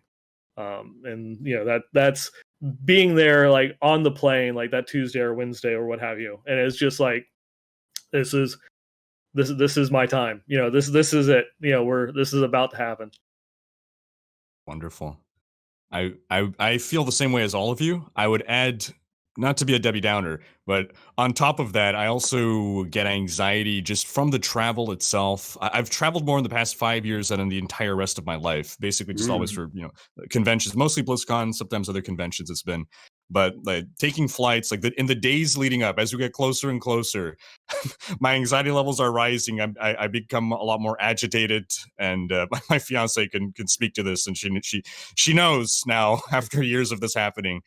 And I'm nervous about, what if I miss the flight? What if the flight is canceled? What if this and that? And finally, when we're on the plane, is when it starts to settle down, and more of the positive anxiety can settle in, or the positive emotions in general.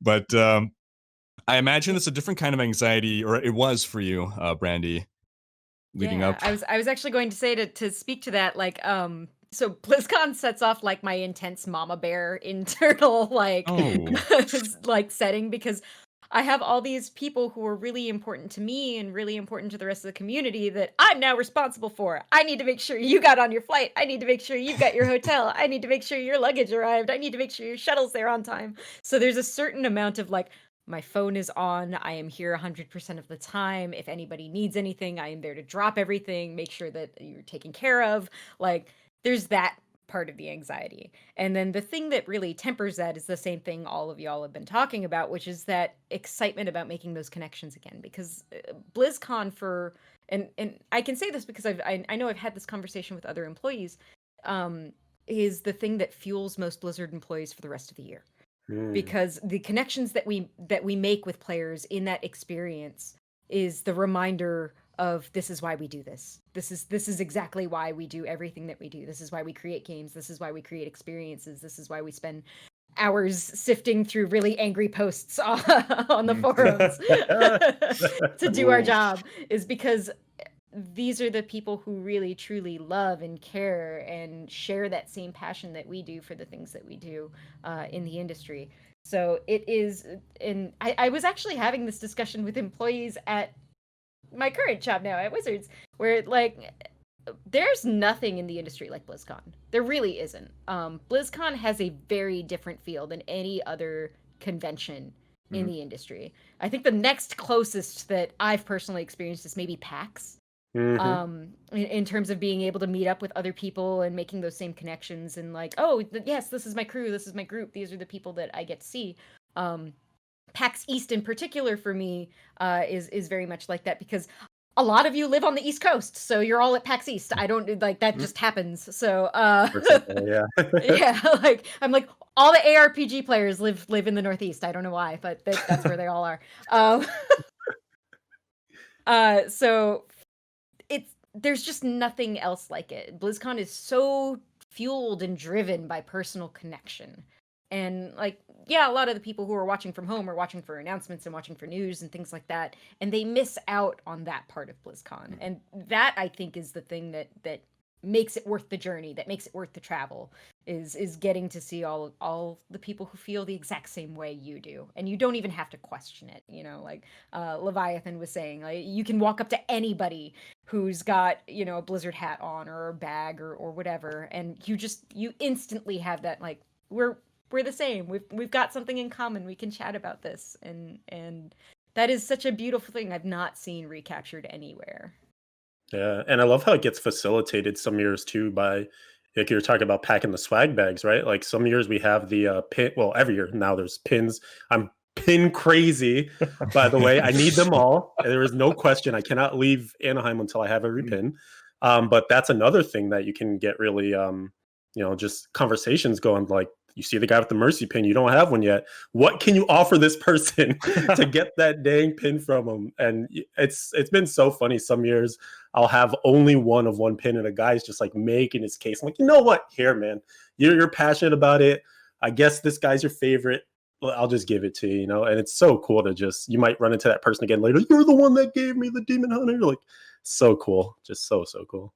And you got other people looking out for you too, like sending you a text of like, so like Witch Doctor, I didn't have the statue one year that came out, right? And I had people saying, hey, so-and-so has it. They're willing to trade this. Do you have this? Do you have this available?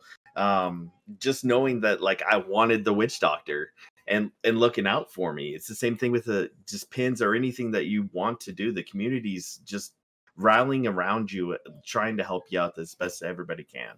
Yeah. Oh yeah. Which I have to say, when you say like people looking out for you, thank you, Snuggie. He knows. Oh, knows. Snuggie. Now, I believe it's on the Wednesday night that there tends to be the community dinner, which coincides as well often with Leviathan's birthday. Is that right? Or at least his birthday pre-celebration? Yeah. So in some years it's been like the day, because, you know, it's always moving around. But usually now it's just sort of like if it's in observance early or on the day, or, you know, it's already passed.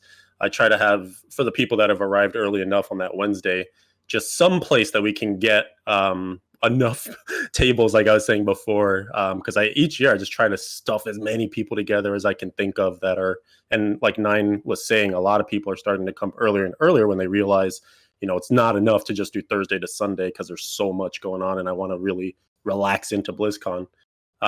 If I can get an invite out there and there are people interested, I try to get them on there, and I'm not trying to limit, you know, the numbers. I'm like, restaurant, work with me. We got people that want to like hang out all together and come to your place.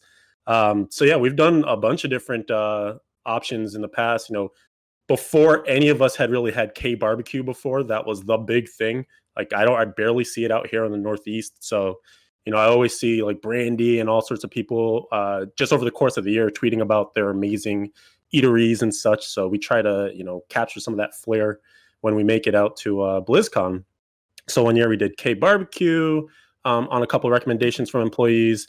Another year we did Playground, which is on a recommendation from Ashley and Coyle, who are some of the mods that I've had for a long time in my stream. So it's really just sourcing from like the locals, cool places to, you know, get good food. And man, there's been so many good memories. SVR will not shut up about the cheesecake and the spinach dip that we had at Playground. I don't know how he still remembers this years later. I can't tell you what I had for breakfast, but he is every like no joke.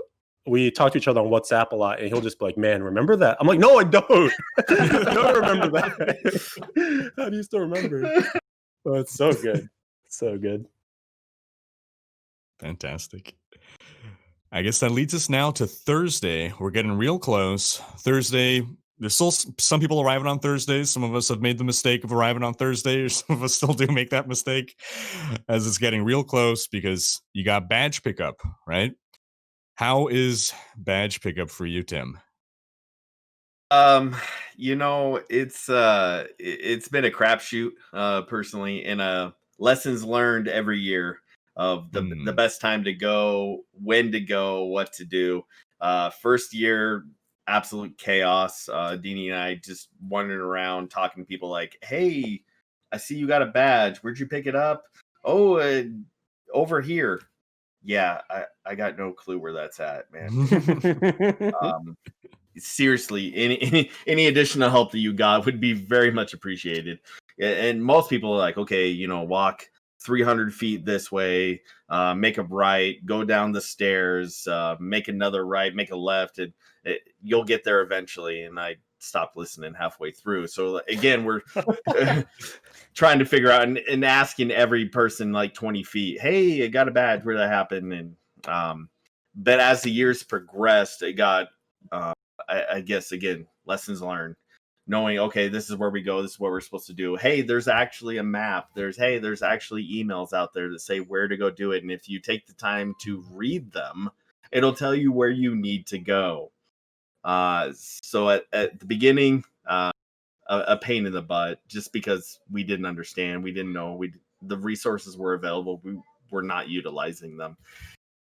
Years later, hey, there's things out there, and it got a lot easier. Like, okay, this is where we need to go.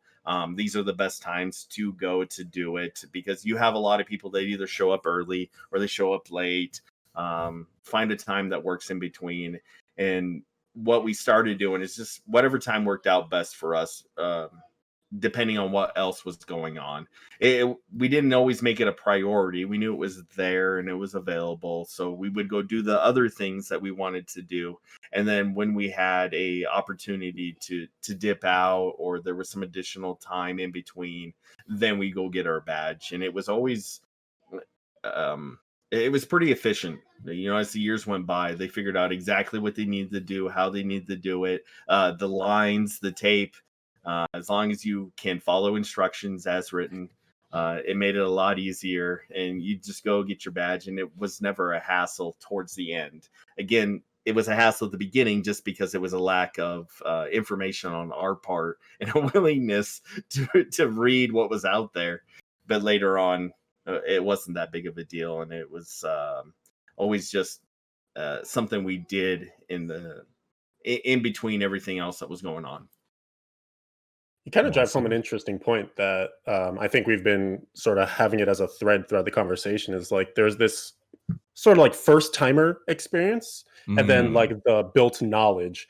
And I almost feel that way about, it's funny that we're all Diablo players here.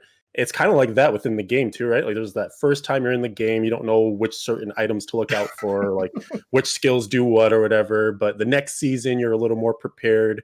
You kind of got your builds together. The next time you're an old pro, even when they change things on you, right? New seasonal theme or new location on where badges are, you just kind of flow through the riffraff of it all a little easier in the future. Yep. I love that analogy. That's great. Bring it home. Neinball, you're a pro at badge pickup by now. Any tips for would-be attendees in the future? I think Tim pretty much nailed it. It's like there's now a lot of information. Like once they introduced the BlizzCon app and then started adding actual like maps to it and such, made it so much easier. Like even if you're a veteran, because the locations have changed over the years. Like the first couple of ones that I went to was actually just in the lobby of the convention center itself. It wasn't down in Hall E. You just, like, I want to say 2007 was probably my easiest badge pickup that I ever did, because I walked up to the table that said, F for my last name, and said, "I'm so and so. Here's my credit card. Here's your badge." No lines, no nothing. But then again, it was only like a couple of halls, and I think less than like 10,000 people in attendance. And then now, you've got like 40, I guess, pushing close to 50,000 people or something like that. It gets pretty intense. But yeah, just the Blizzard has gotten a lot better at, signage and marking things out and actually directing you where you need to go in order to pick up your badges. And the last couple of years I have had a media badge, so it's a slightly different experience in that respect, because it's always, you're in like a separate line. There's not as many people going through and crowding those particular areas. But I've never seen in the last couple of years the lines at badge pickup like I did like 2009. Where it's just like wrapping around the building, like just for badge pickup, and you're waiting for forever. Now, like people are in and out, like 30 minutes, no matter what. And even the employees themselves have to get their badges because they're not going to be let in. And even sometimes with their badges, they're given a hard time, aren't they, Brandy? Yeah. Oh, that's been true. So for us, for badge pickup, there is usually a campus badge pickup that happens before the convention happens, 1 to 2 weeks ahead of time, where we're able to pick up any of the badges that we had or any of the badges that we ordered through employee accounts. There's a limitation on how many that you can buy as an employee, but we pay full price for anything that isn't the one that isn't for us. So it's the same kind of process. We just have, an earmark for being able to purchase our own for a close loved one or a family member or somebody that we want to share that experience with.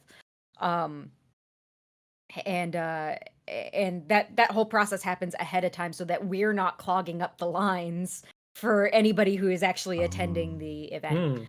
That's the main reason why we have a separate queue and all of that, is to make sure that the experience is as smooth and as easy as possible for attendees. It takes out a huge chunk of people who are attending because Blizzard's got thousands of employees. There's a lot of people who could be attending. So, and you multiply that even just by 2 if everybody decides to bring their +1.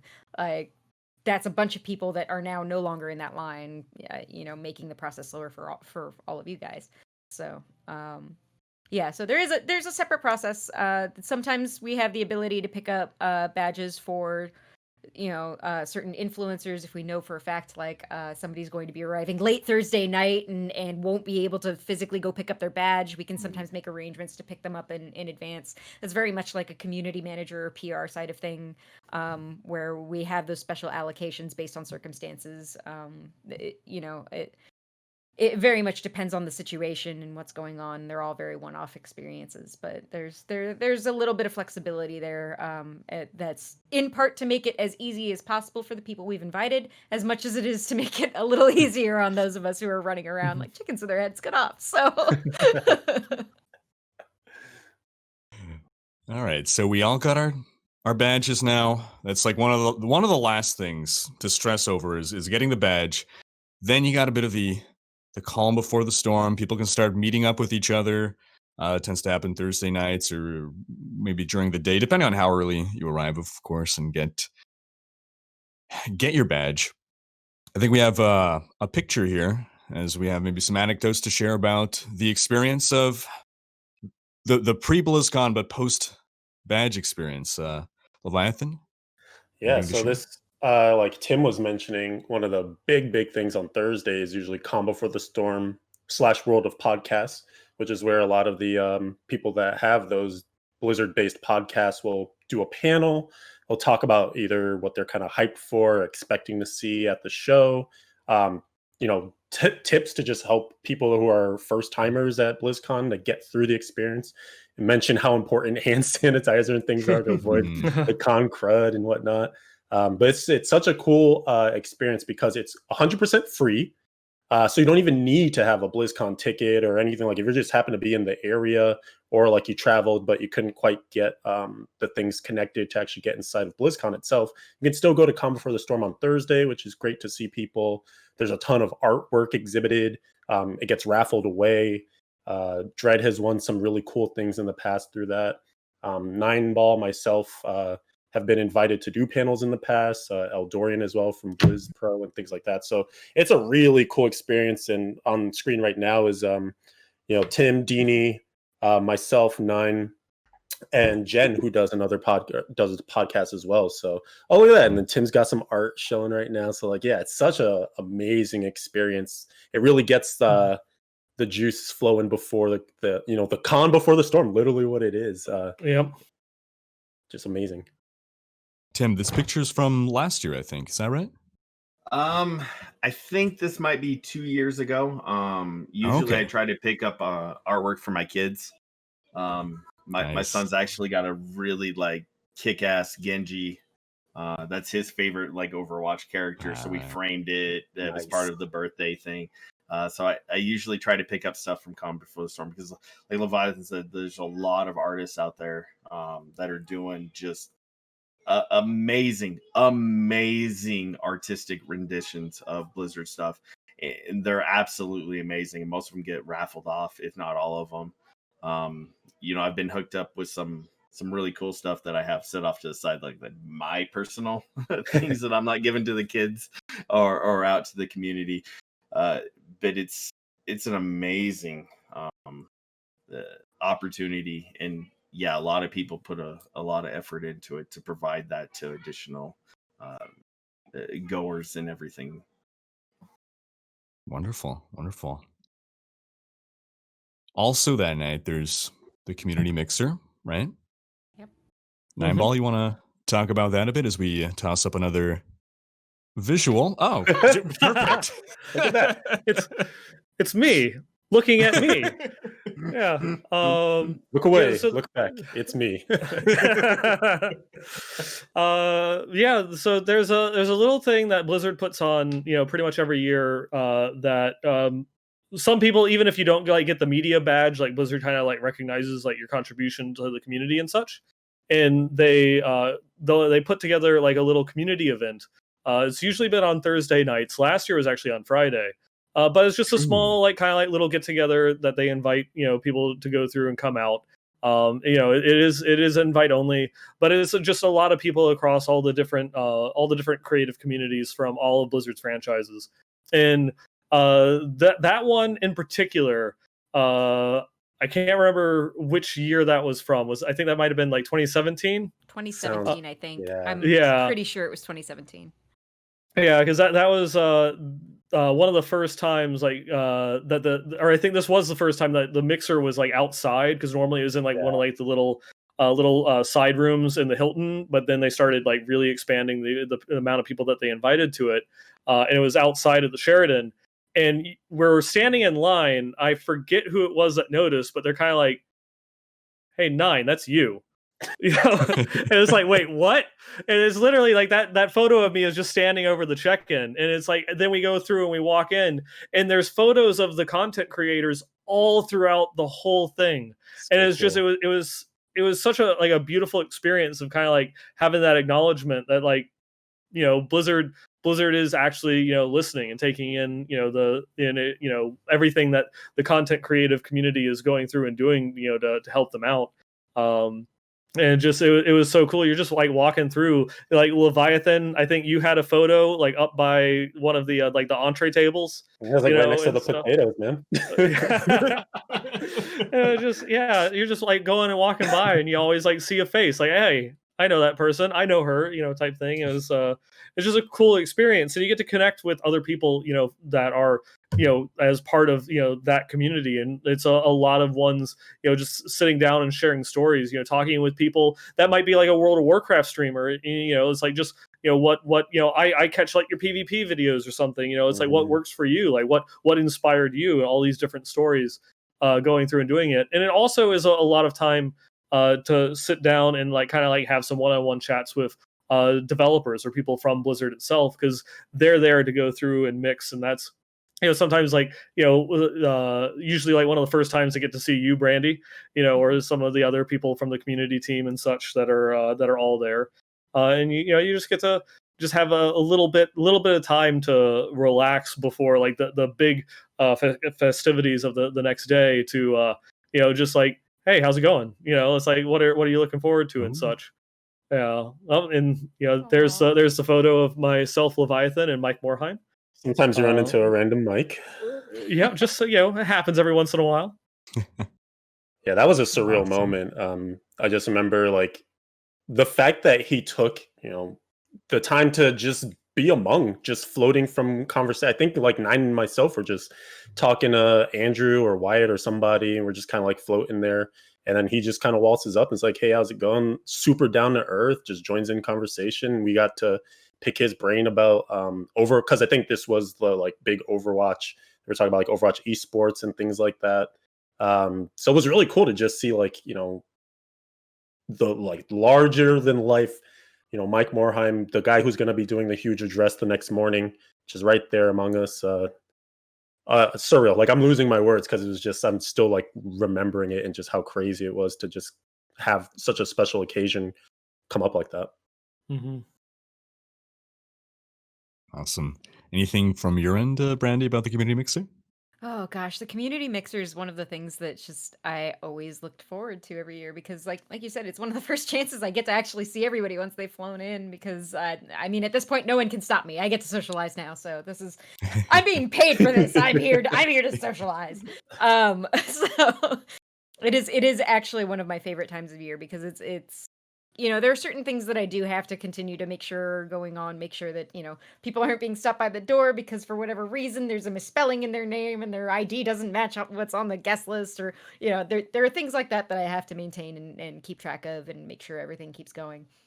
But one of the main things that, at least I would make it a point to, and I know a lot of the other community managers would make it a point to, is that our job during that mixer is to make sure all of y'all are meeting other members of the community, and that sometimes means cross franchise as well because we recognize who's a really good content creator in Diablo and who's a really good content creator in WoW and what can they learn from each other.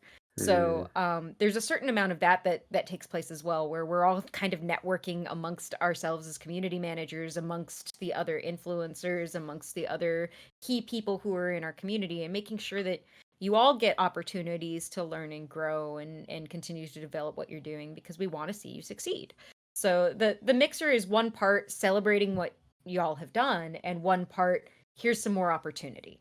So it is a mixed bag in terms of those things. And then one thing that I do have to call out is that all y'all made me cry a couple years ago at the mixer because I think between Bethany Hulse, who was the community manager for Heroes of the Storm, and Dreadscythe, put together this amazing, incredible gift package. I swear I'm gonna cry.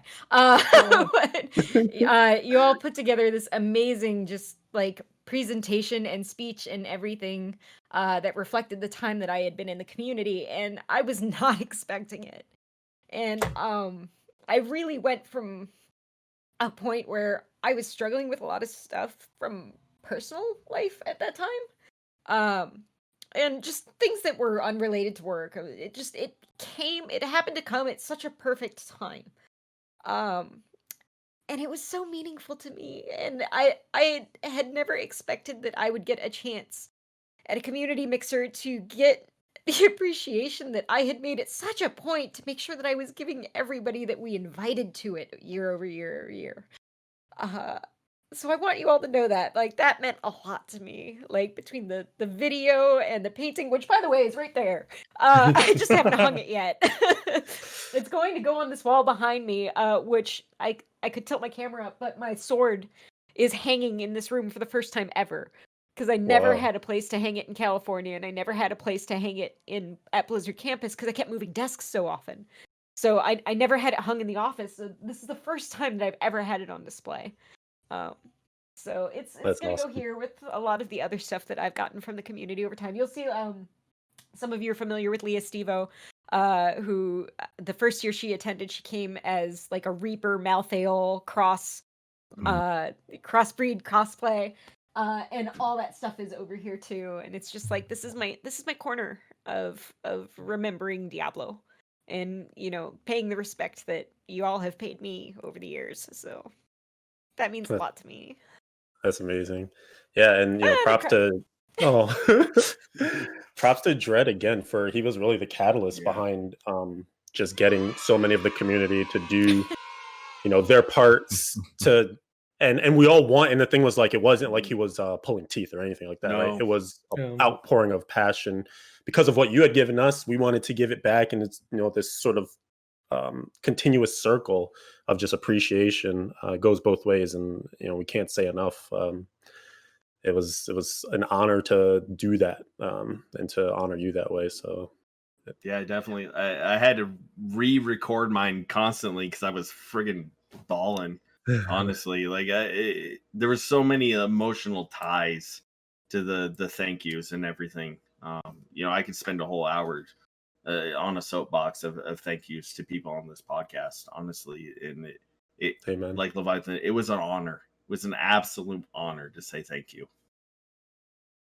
Yeah, for everything that you've done to God knows how many people like within the Diablo community. It really was like the least that any of us could do. And yeah, I never thought that I would ever find myself singing, Friday. So willingly. But it's like, my memory forever. Yeah, it's like I wanted to do that, So.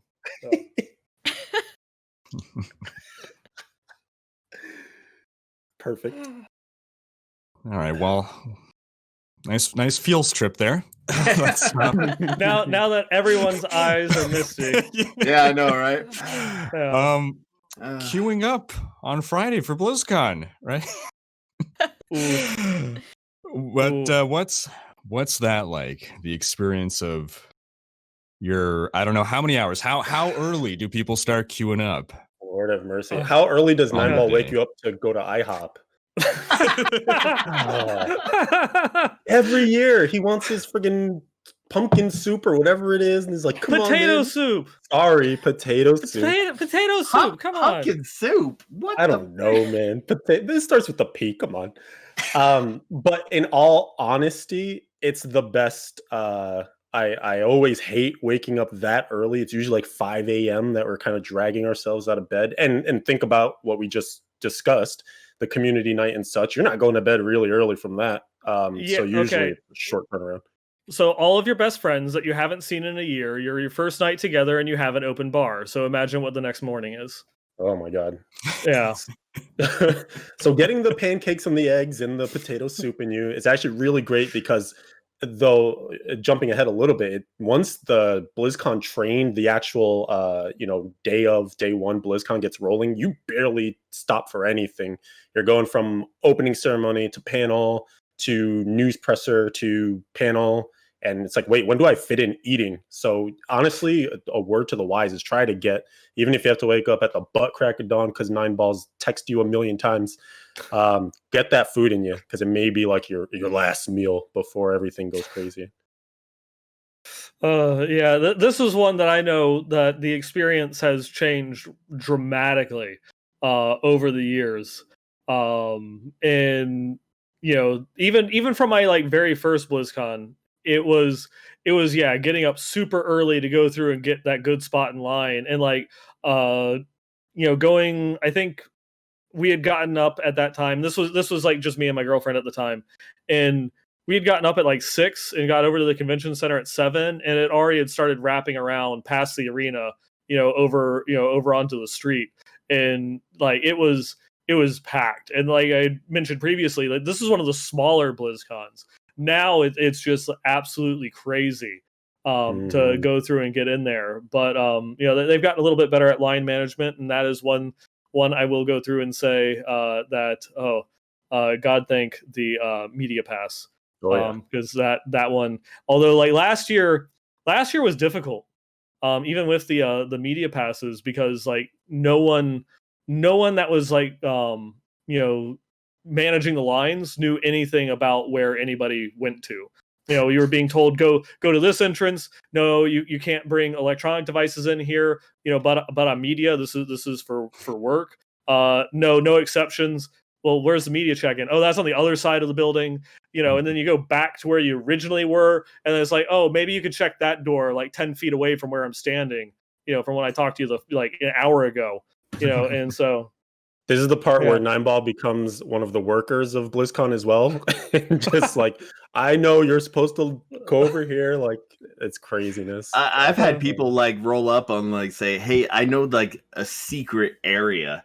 And you're like, am I gonna buy into this? Is there really like a secret area? Like, well, okay, well, this line's really long. Like, what do I have to lose? And you start walking through different areas under parking spots and stuff, and no shit, like they had a secret area where there's only like 10 people in line. So again, it's a crapshoot, right? I roll the dice, like, do I trust this random stranger? Yeah. Got some secret areas in here for you. Exactly. So there have been years that I followed the sketchy dude with the trench coat, and it paid off. Amazing. Oh boy. But yeah, the queuing up is an experience. I've done it both, like Nine was saying, from as a regular attendee and also as the media side. And the regular attendee, so it's more laborious and your hours are way earlier, but it's so much fun. The first year that I attended just as sort of a fan, no extra perks or anything, you're standing in this huge line. All you can see are just heads and bodies for miles and miles.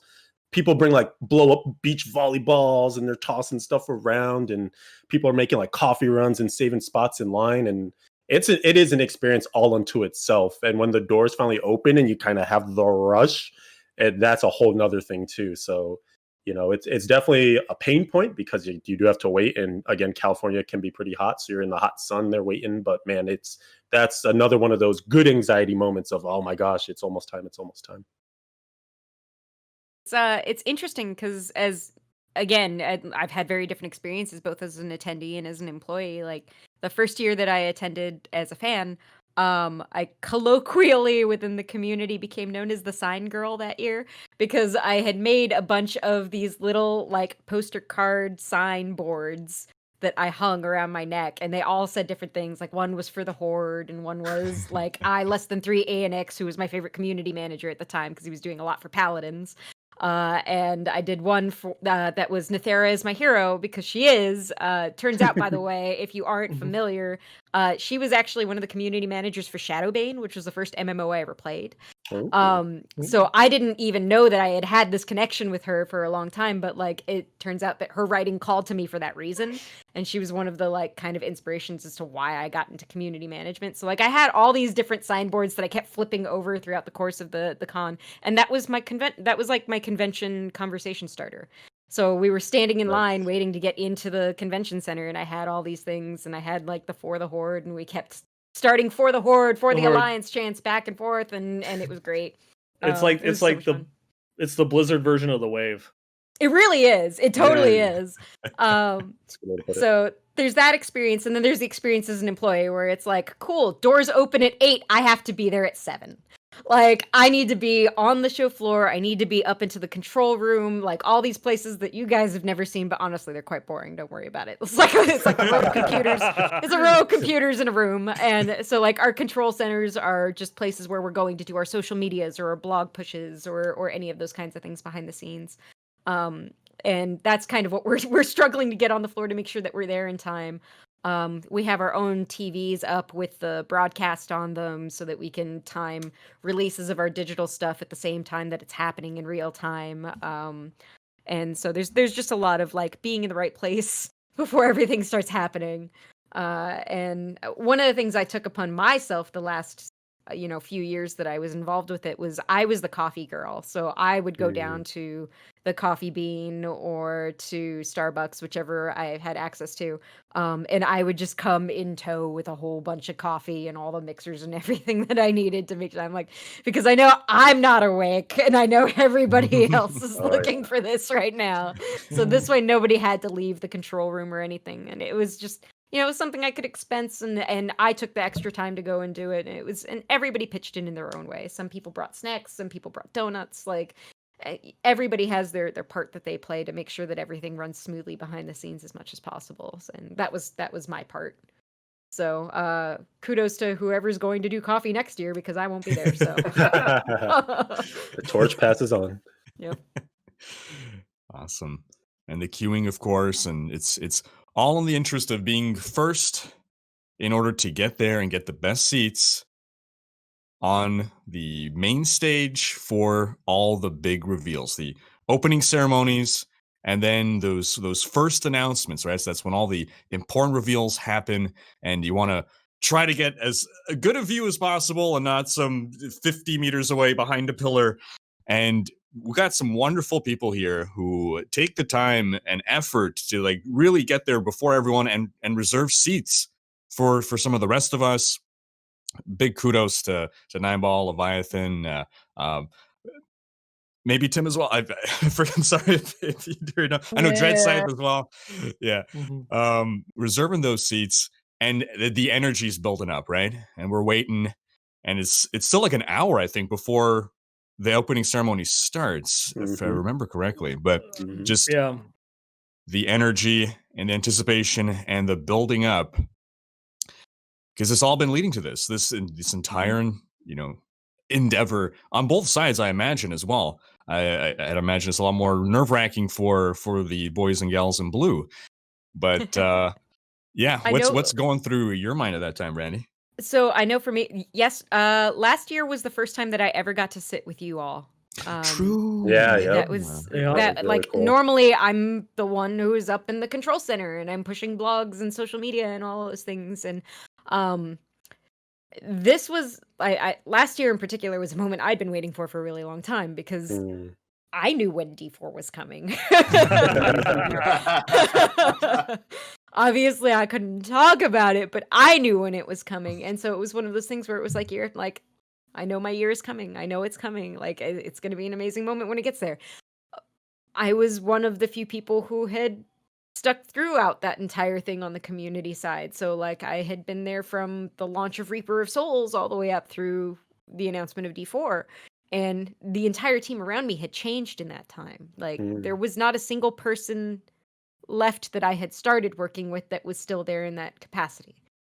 So for me, it was a really big deal, because this was the thing I had been waiting for years and years and years and years. And I had expressed that to my management ahead of time. And I said, I'm like, it would mean a lot to me. It would mean a lot to me if I could go sit with my people for this moment. And they made it happen. It was something that I asked for, and they made it happen. And I'm gonna get teary again. I'm sorry. Oh, Brandy.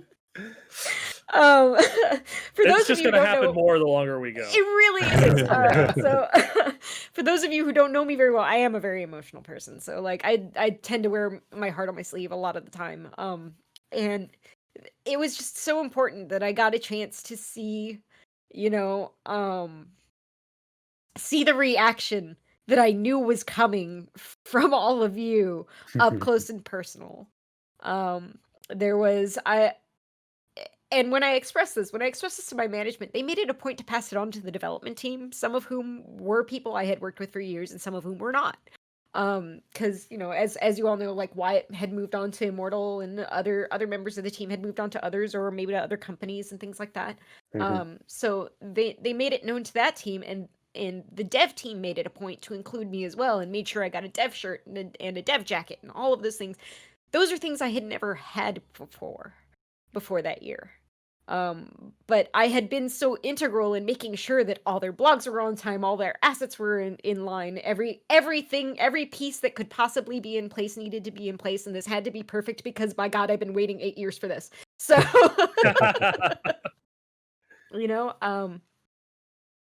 all of that had been built up for me, and it was a group effort to make it all happen. And getting to sit in the audience beside everybody was such a magical experience, because normally, again, I'm up in a room behind a computer screen, behind a second computer screen, watching it all happen from a distance. And I imagine it's probably a lot like what the folks who were working on Overwatch when that got announced got to feel like. Because that was also like an incredible, amazing, buzzing year. You could feel the energy throughout the entire convention hall, regardless of whether or not you were an FPS player or otherwise. Like, everybody felt that. And it was very much the same for me when it came to D4. So I'm really, really beyond the moon that I got to share that with all of you. That's wonderful. That's wonderful. You hit upon something that I think a lot of people who haven't attended, who just watch the panels, can never appreciate, is the energy. It's the feeling community, right? I mean, that's what BlizzCon's all about. And I hope that's the main takeaway everyone is getting from this. This is all about community and the feeling of the energy. It's almost indescribable, but sitting there with a whole bunch of other people, and things are happening in front of you, and you're having this collective emotional response that is sort of self-amplifying as you're experiencing, subtly or not, other people's emotions, and it's this again, this self-amplifying system, and it's just a wonderful feeling. And man, I would highly encourage any fan of something to try to attend at some point in their life. a convention and get that feeling, because it's truly something magical. Tim, do you want to talk at all to that? Yeah, I'm gonna try not to get as super emotional. There's a lot of ties to this. Honestly, like KSB, we're pretty low key, podcast. And I've said, multiple times, like Leviathan, Neinball, and Brandy have been so helpful. Damn you, Brandy. Sorry. And helping out the podcast. And last year was the first chance that we got to do as part of the media pass. Before it was really like fans and part of the media pass and everything that goes into that. And are we doing enough? Did we really earn this?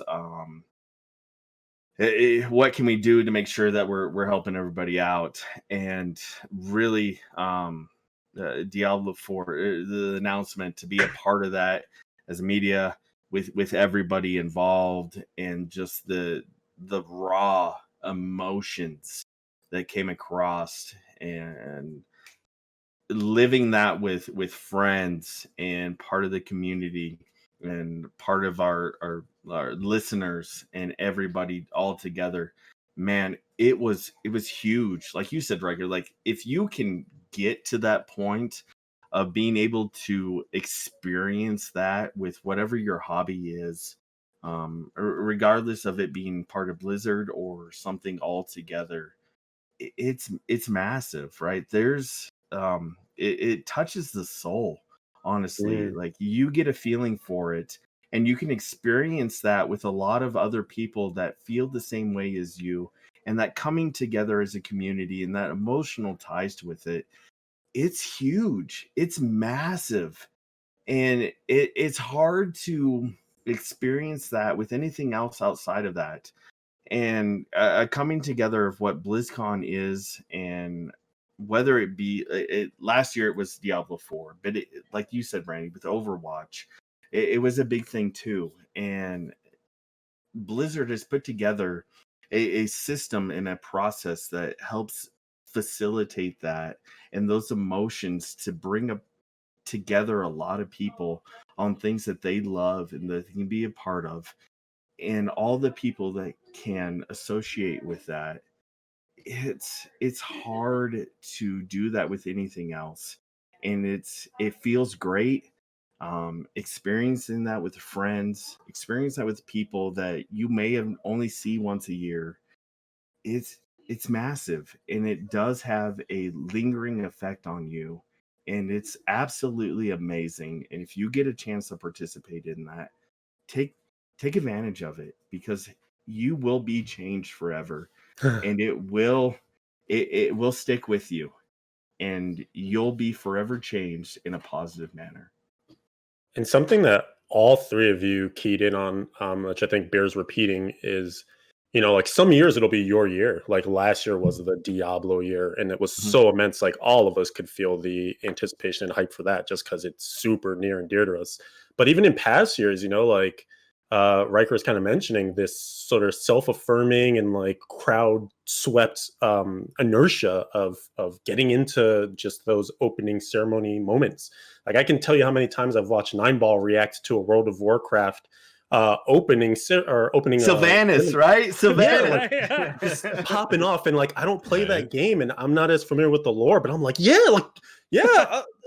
Anduin, do the thing, resurrect everybody. Like it's so cool to just like become wrapped up in it. Like I've never felt this way about World of Warcraft or anything, but you're in that moment, you get so swept up. So even the years where you're still in anticipation for your favorite franchise, you still get something out of it. You still, I can't advocate enough for, again, like if you can make the trip, because whether it's your year or not, you're going to leave, like Tim was expressly saying, changed for the better. And it really does propel you in whatever endeavors you do past BlizzCon until the next one, and you refresh it.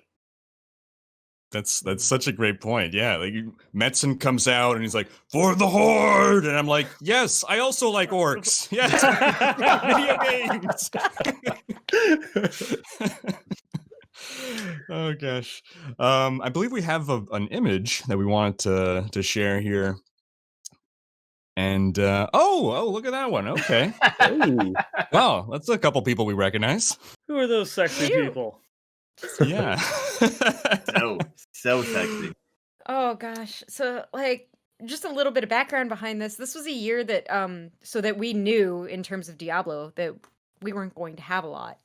It was going to be a quieter year because we didn't have a major announcement. We had some patch announcements we were going to make. We had some, okay, here are the things that the devs can talk about.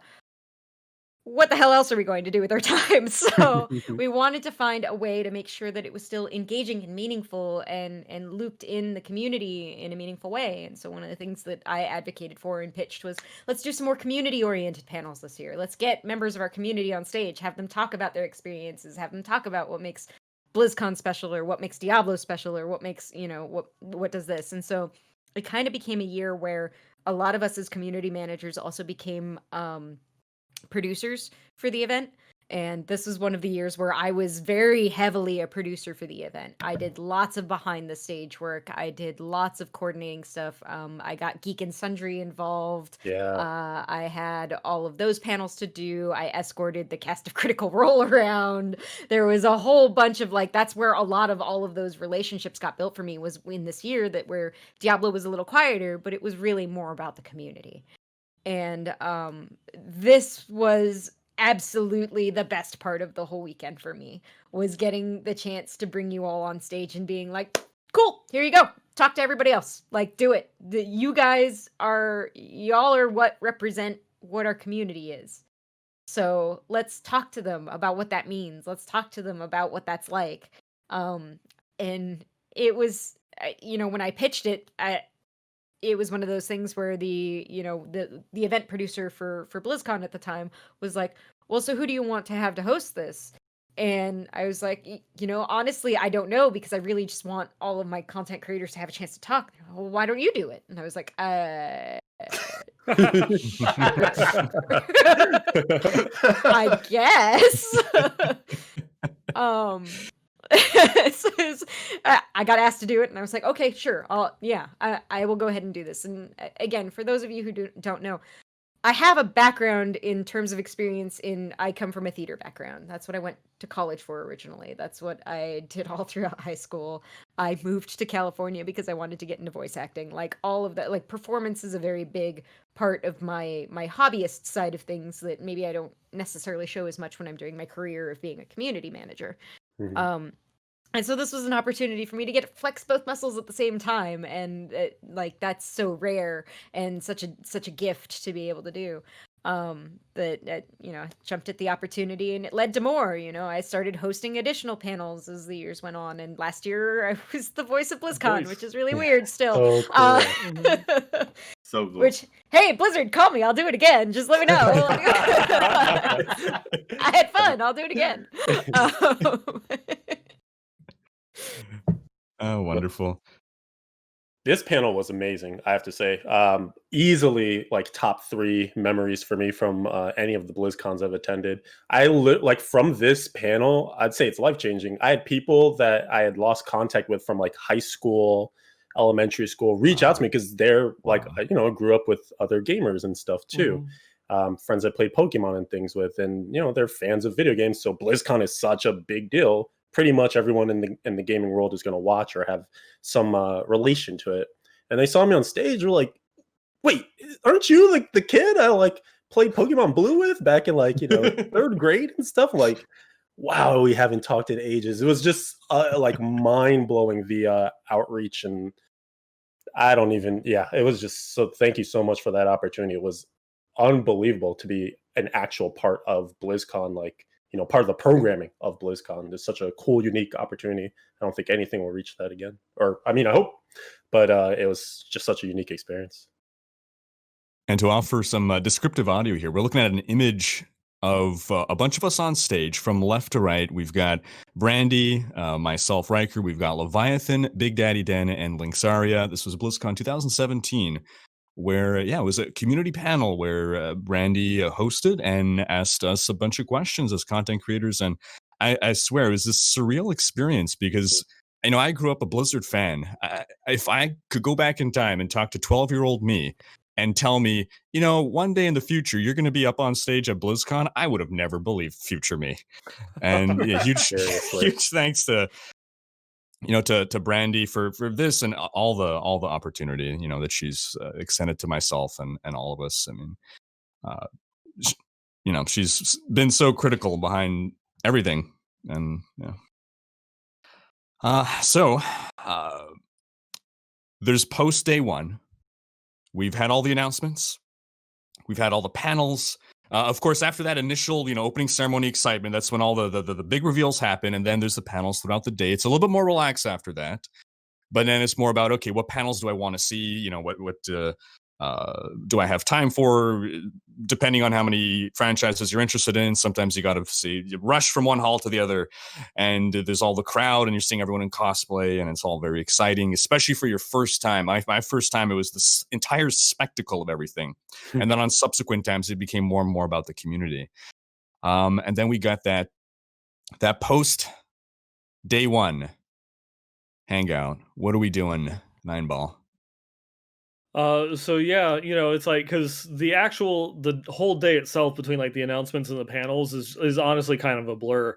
Even from when I was just a fan to being a content creator, and like last year was actually like writing for Diablo fans. It was work.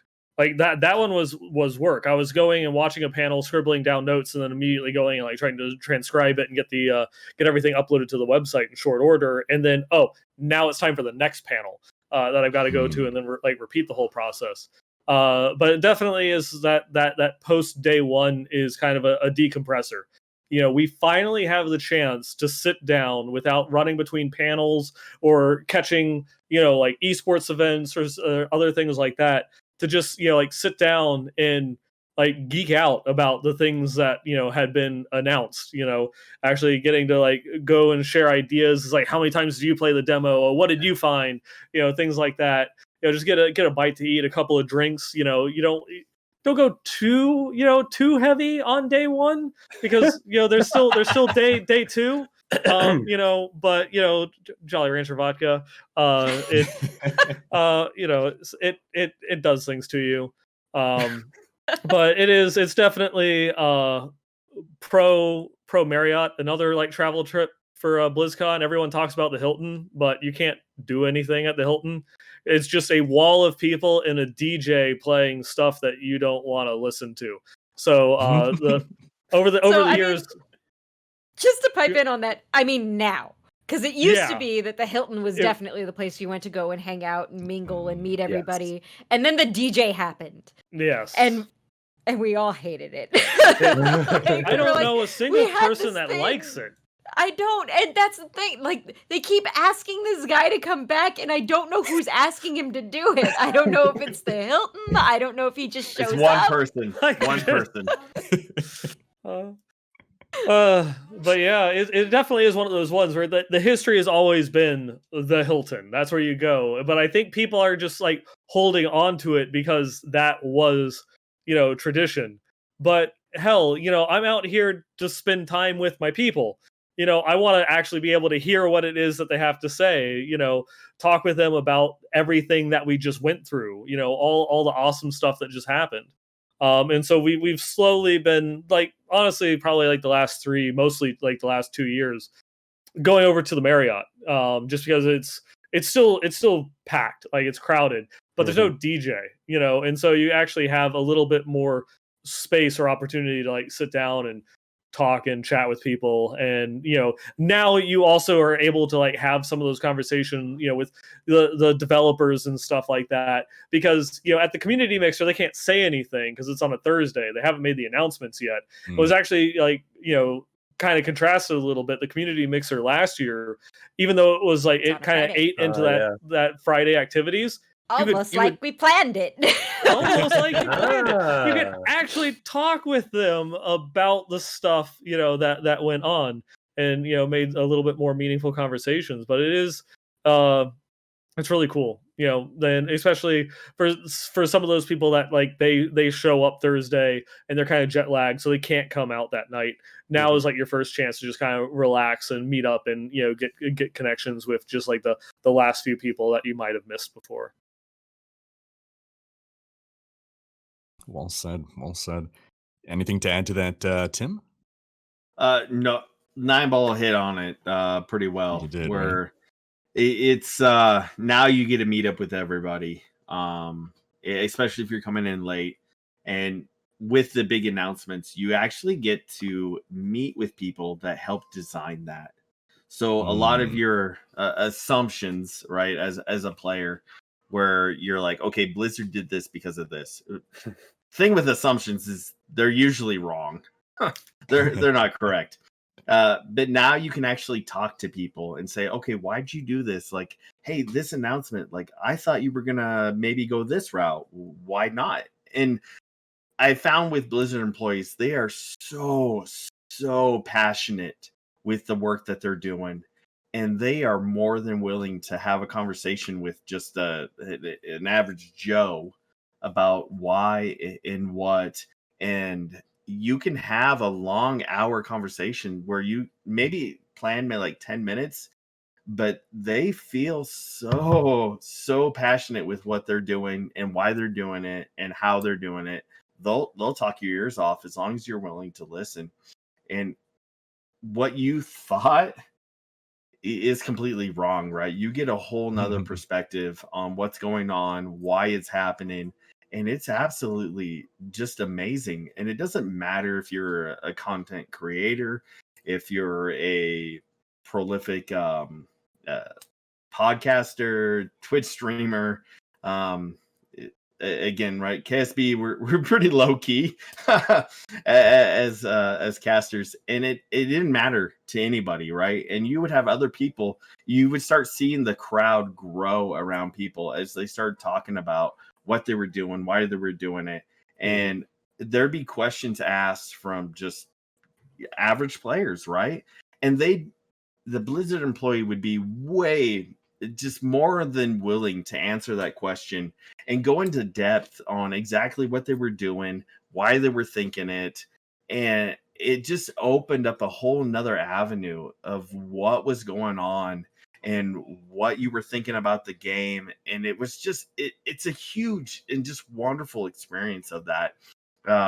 Whether or not you had a huge announcement of the game, there was always something that was going on with what your interest was.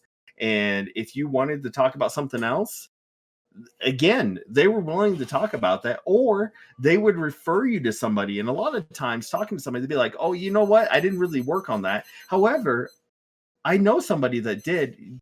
Do you got a couple minutes? Just wait right here. And they would bring like other people over to you to chat with you about whatever your interest was and your experience. And dude, man, it's absolutely just freaking amazing. I'm getting on my soapbox here, and I apologize, but No. it was so really cool. And it was just a team of people that had a love for what they were doing, and you could really just feel that energy and that emotion. And they would more than willing just talk your friggin' ear off. Not bad. I mean, it was all good, and they would get other people, and eventually like the crowd would grow and it would grow and it would grow, and you would just have this absolutely just amazing discussion with individuals with that. And that's just the first day, and it was awesome. Yeah, it's basically like mini panels. Yeah, exactly. If I can build off of that for a second, absolutely the best tip I could possibly give anybody as somebody who transitioned from being a fan to being an employee and is now, going back to being a fan. The best thing that you can absolutely do for any Blizzard employee is just ask them what they do and what they work on. Because like 9 times out of 10, most fans are interested in talking to the people who do game mechanics development and who are system designers.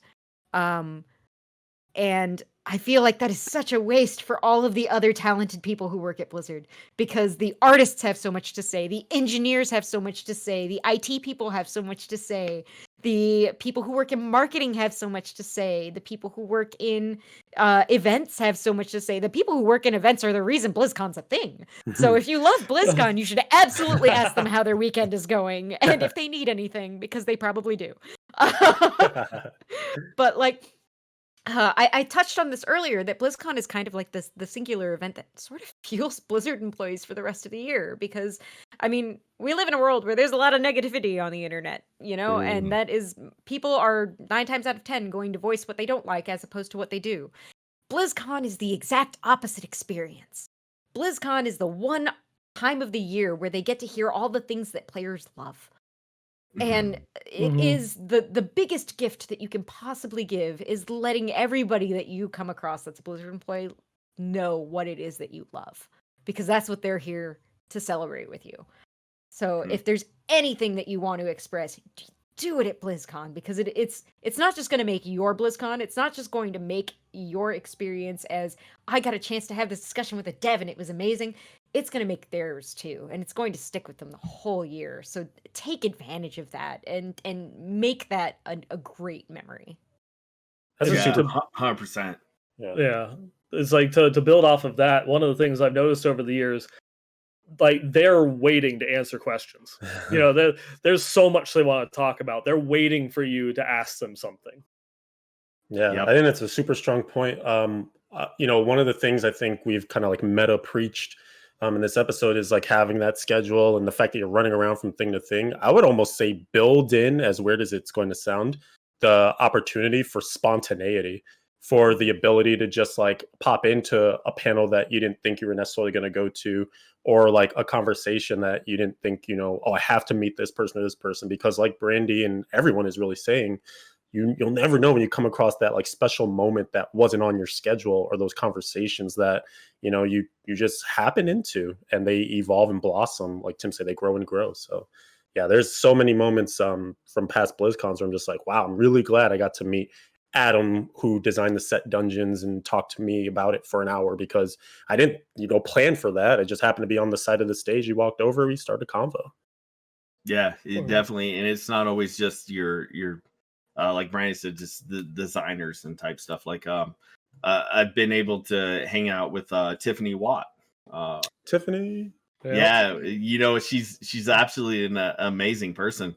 And it was just like a weird hapstance, like, oh, she was helping out with a line, you know, and it was like, oh, what do you guys do? And I think she was trying to give Deanie and I crap, you know. It was like, oh, you know, we do, I believe Diablo. that. Yeah, exactly. Yeah, if you know her. We're like, oh, we do a podcast. She's like, I never heard of you guys. You know, like, well, yeah, that's probably most people, you know. But over the years, like the relationship has blossomed tremendously to include just additional people that are involved with all aspects of the game that you love, and being able to talk to individuals that help design that, or community artists, actual coding, story design, sound, everything, right? Because there's a lot of stuff that goes into developing game, and you may not realize that from your just being an average human being, and you get to experience that and develop those relationships with each person in each organizations that are involved. And that's what BlizzCon brings all to the table. And it's just on you to go have those conversations where people are willing to talk about each aspects of it. And it's awesome. And I mean, for what it's worth, I don't know if everybody knows this, but anyone who works at least in the Irvine HQ is required to work at least 8 hours of BlizzCon. So every member of the staff that runs BlizzCon with a like, there is a little bit of contractor work that happens just because bodies are needed for certain things, but almost anybody at that convention that is working some kind of station or line, or especially the demo stations, works at Blizzard. So if you have a question about your favorite game, there's a good chance that just asking the closest person that has a staff shirt is someone who works on something you're passionate about. Like, and everybody puts their time in to make BlizzCon happen. So that's something that, like, I don't know if everybody knows that, but that is absolutely a true statement. Everybody puts their time in to make BlizzCon happen. And I was even shocked last year. I met a guy who was from Blizzard ANZ, like from Australia, New Zealand. I was like, oh, there were people from everywhere here. Like, that was incredible to me. Nice. So as we move into BlizzCon Day 2, the Saturday, the final day of BlizzCon, a bit of a different energy, a bit more relaxed, not as much lineups. Again, all the important announcements happened on the previous day. Still great panels, of course, but maybe a little bit more time for community on this day. And of course, I don't know how well publicized this is. Do you want to talk about this, Brandy? As we have a picture here of Wyatt Cheng sitting cross-legged with a number of people assembled, and he seems to be telling a story. So this happened super organically at, I want to say BlizzCon 2013, which was the first BlizzCon that I worked as a community manager for Diablo. And so it was a very surreal experience for me because nobody knew who I was. Like I was still very new to the team. I was still very new to everything in general. And I was getting to know the development team and things like that. And Wyatt had kind of come to me as like, well, you spend a lot of time on our forums and you send us feedback and you write these blogs for us. I really just want to spend some time chatting with people. Is there a place on the BlizzCon floor that I can do that? And this was the year that we had the community corner, which I don't know that has ever happened again since then, just because space is such a commodity on the BlizzCon floor. But we had the community corner, and it included like a small set of risers and a couple of chairs where devs were giving like mini panels throughout the day. And I was like, well, the last panel is scheduled for this. It leads into the concert, but, if people aren't interested in going to the concert, maybe that's a good time to just sit down and have a chat with people. It's like, okay, yeah, like I'm not a big concert guy. I think that sounds good. I think I'll do that. I'll come by. Let me know if there's anything I need to do. So I kind of helped, facilitate this with him. I was working with Stephanie at the time, and Marcus and Kimba were the community team at the time. And Matt as well, Matt Rodig.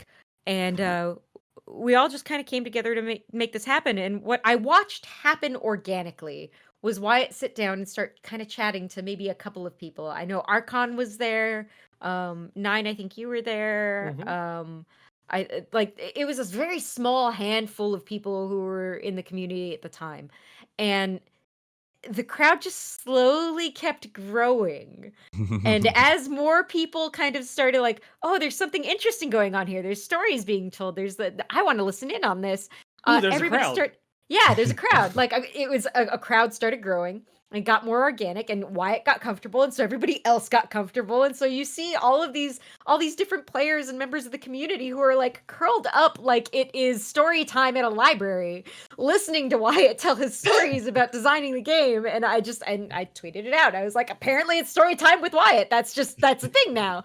And it kicked off this ritual, this thing that just started happening every year. Was every year everybody had the expectation that like, don't want to go to the concert, or that person's not your jam, or whatever the kid, don't like loud music, let's go do story time with Wyatt. That sounds fun. So it just kind of became a thing year over year. And I don't know that it formally happened last year. I think it was much more informalized, but it's not anything we ever advertised. It's not anything that we planned around. It was always meant to stay organic and natural and just free form and not planned, because that connection and that ability to just talk at a very frank, transparent level was really what made it special to begin with.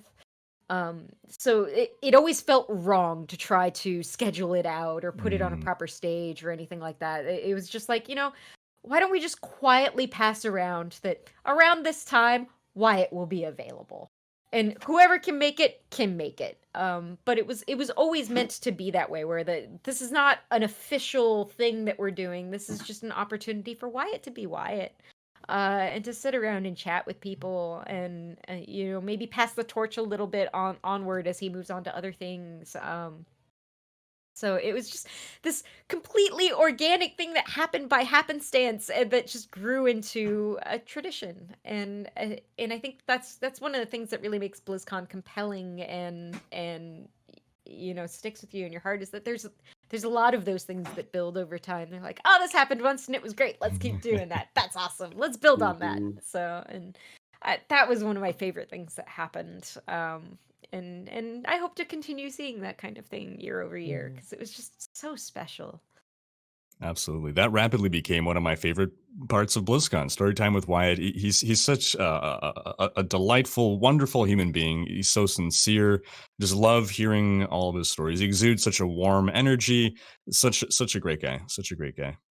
Mm-hmm. And it's I might be jumping ahead a little bit, but there's also like a little pastime of like the Diablo community where we get together and we do a lot of like little board games and community games and stuff like that over the course of all of these days.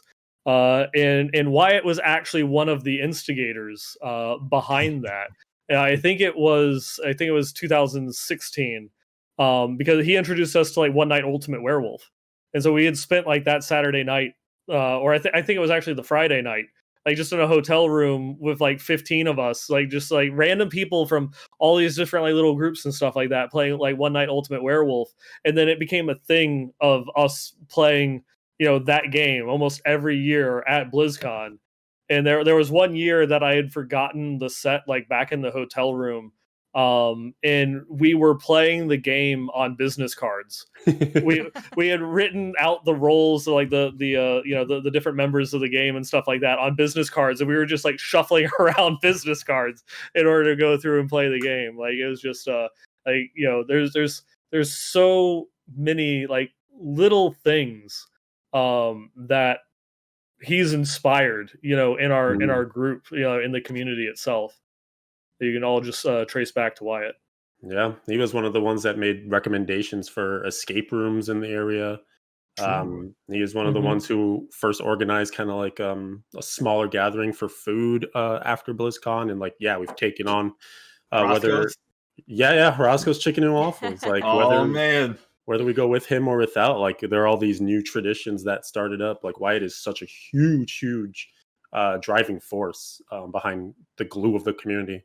And his love for everything too. Like, he would just mention how he heard certain things on different podcasts. Like, I don't think he missed an episode of any podcast related to Diablo ever. Like, it's amazing. That's fairly accurate. In having worked very closely with him, like he was more on top of podcasts than I ever was. I wish I had time to listen to everything, but I sure don't. But like that is a man who is very dedicated to his community, and he absolutely is there to listen 100%. He was one of my greatest partners in working in community. He was always a very big proponent of how much more can we talk? How much more can we talk about this? Should I be posting this? Should I not be posting this? Like, what more can we do here to really make this a collaborative process? And he was always just such a huge advocate of taking that path. And it was good to see because he was such a leadership in that area. It definitely bled off to other developers as well, and it was a very good influence all the way around. Awesome. Now, I know on our Saturdays we also, I think, take some time to take community photos, right? Do we have some more visual aids there for that? Mm-hmm. I'm actually in this one. Awesome. Well, there's a lot of familiar faces in there, indeed. Yeah, Tim, you want to talk a bit about our photo ops and or does anyone want to share the struggles in getting us all together for the photo ops? Oh my lord! So it's a lot of trying to coordinate everybody's freaking schedule. I think I missed out on 1 year, unfortunately, but I mean, looking at the picture, you can see that it's an inclusion of a lot of different aspects of the community, whether it be small-time podcasters or large-term Twitch streamers or people that have a large following versus a large small following. It doesn't matter because the Diablo community doesn't give a shit about that, honestly. And I don't want to speak for everybody in here, but the years have shown me is it doesn't matter if you're big time or small time, as long as that you have a passion for Diablo and that you're willing to invest any aspect of yourself into the community. It's more than willing to accept you into the larger group of it.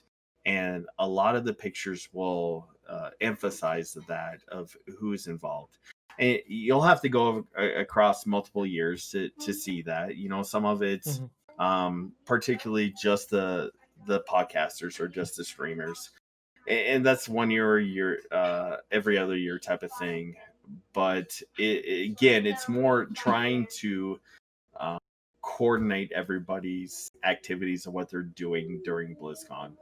And if you take a large aspect of that over the large number of years, you'll see an inclusion. Yeah, this is a perfect example of that. Inclusion of the diversity of everybody involved with the Diablo community and what they've been able to contribute. And it's a family. It's really, in my opinion, again, I don't want to speak for the other people in this podcast, but it definitely, to me, is a family. And these are people that I see as being as close as blood relatives, and I would do anything for. Super Very well said. Yeah. This is the kind of initiative that has grown over the years too, right? Like, I feel like the very first time it's just like, hey, there's a bunch of us here and, BlizzCon's about to be over. Let's snag a pick. And then it became more of a formalized, like, all right, let's try to get, as many of us that are here at the convention that we've run into as possible, accommodate schedules like Tim's been mentioning. And, this one on screen right now, I think was our most latest one. And you could tell, like, we've been trying to keep that community presence growing and growing, and inclusion is the name of the game. Like, as many people as can make it as possible. There's, texts going out and social media campaigns to get people together for the picture. Like, it takes a village. And it really does feel like, these are your people you look out from, and really try to just have everybody as included and feeling good as possible. Yeah, and to try and find that common thread, through some of these talks. And this is another one of those ones like you mentioned. I think we started doing this in 2016. And it was just like you said, like it was like, oh, we're all together, let's take a photo. And it later became something of like, I think last year was the one that we actually really tried to organize it to get everybody there.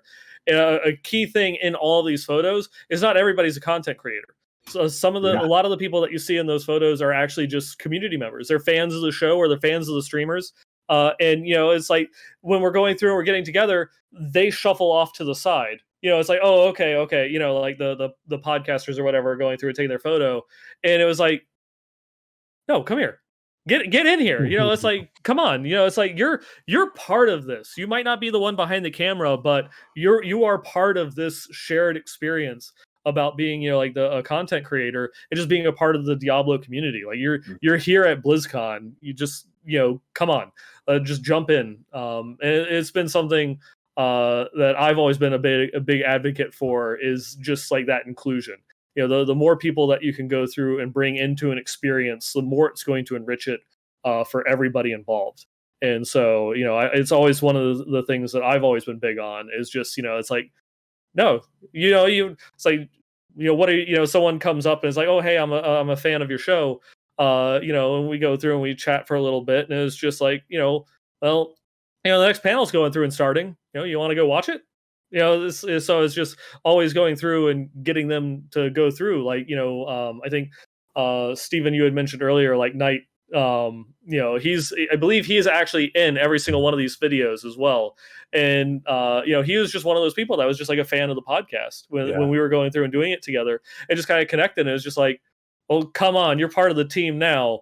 And so, now he's part of like that experience, that he's in the hotel with us and all this other types of stuff. And it's just, such a great friendship that's developed over the years, is just because it's like, hey, it's like, well, why not? Like, why try to exclude anybody?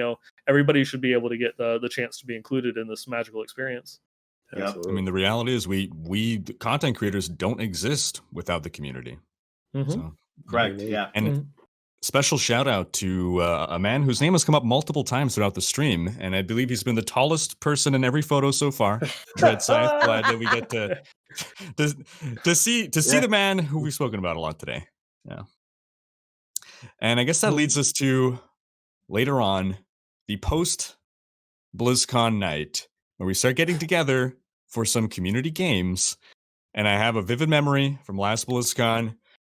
We're at this long table, and we've got swoop right the Reddit meetup actually.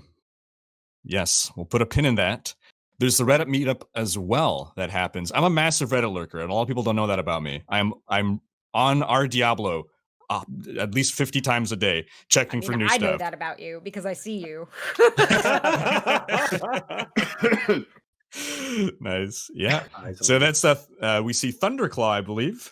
Yes. Reddit mod extraordinaire. Yep. And my man.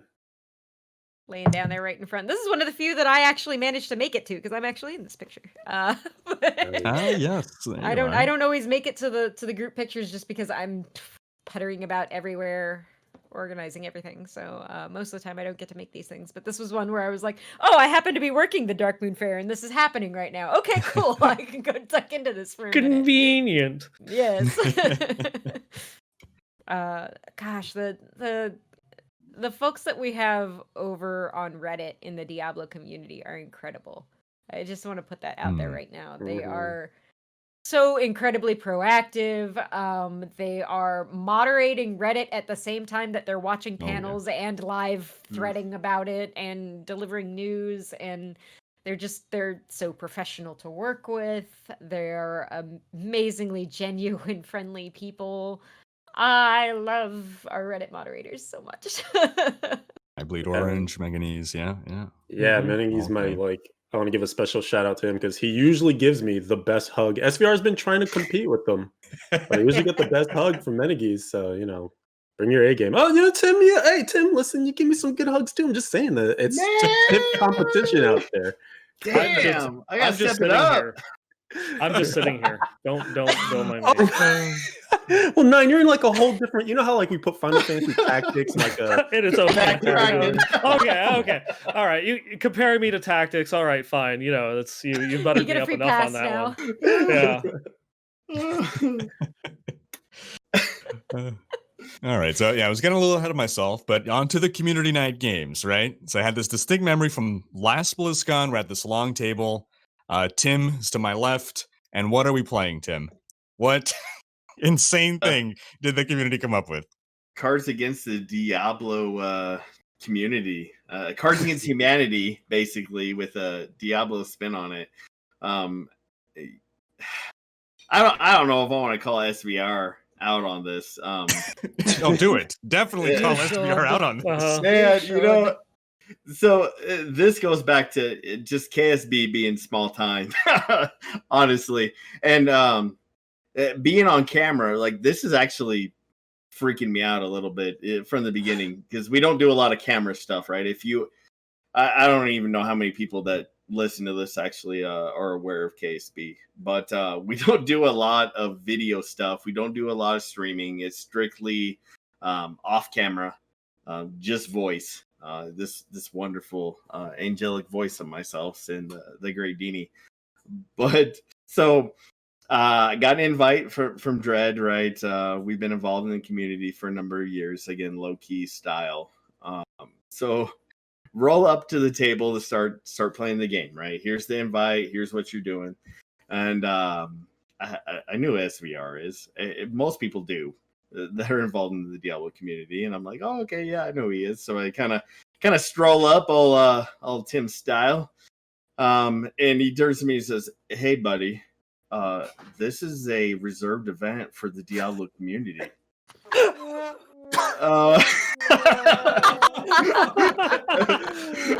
Right. So Who are you? Yeah. Who are you? Like, I was really? He said, yeah, no, really. Like, so again, right? There's many approaches I could take to this conversation, and it's like, well, hey, just hold on a second. Let me get my invite out. And dude, I can't remember who it was. I honestly, I don't know if it was Neinball or Leviathan.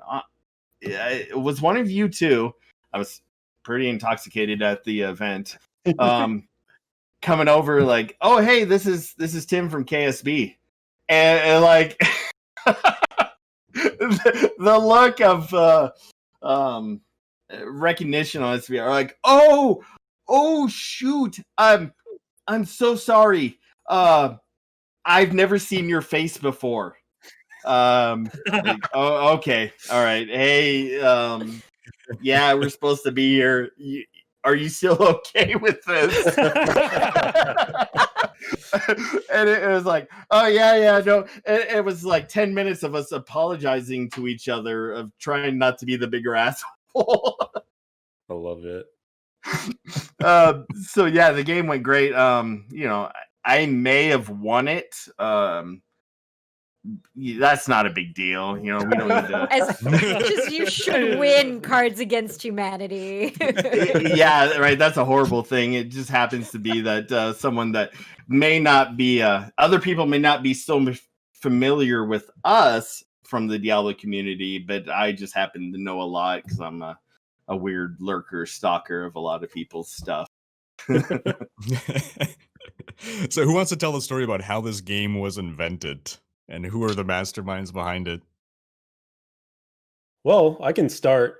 So I think it was a year prior to the bringing of Cards Against Diablo Community to BlizzCon, where we were playing Cards Against Humanity. I think it was Viper, who is another long-term just player of the game. I teamed up with him and Minion and Lala. Shout out to them, my big hardcore teammates back in like season 10. And they would come to BlizzCon, and we would always like be, grouped up and hanging out. And I think Viper had the Cards Against Humanity game, so we just ripped that up. And that's where a famous Leviathan's BleachedAsshole came up. And Brandy saw fit to tweet about this. And also the triple whammy is my dad was on the phone at the time because it was my birthday.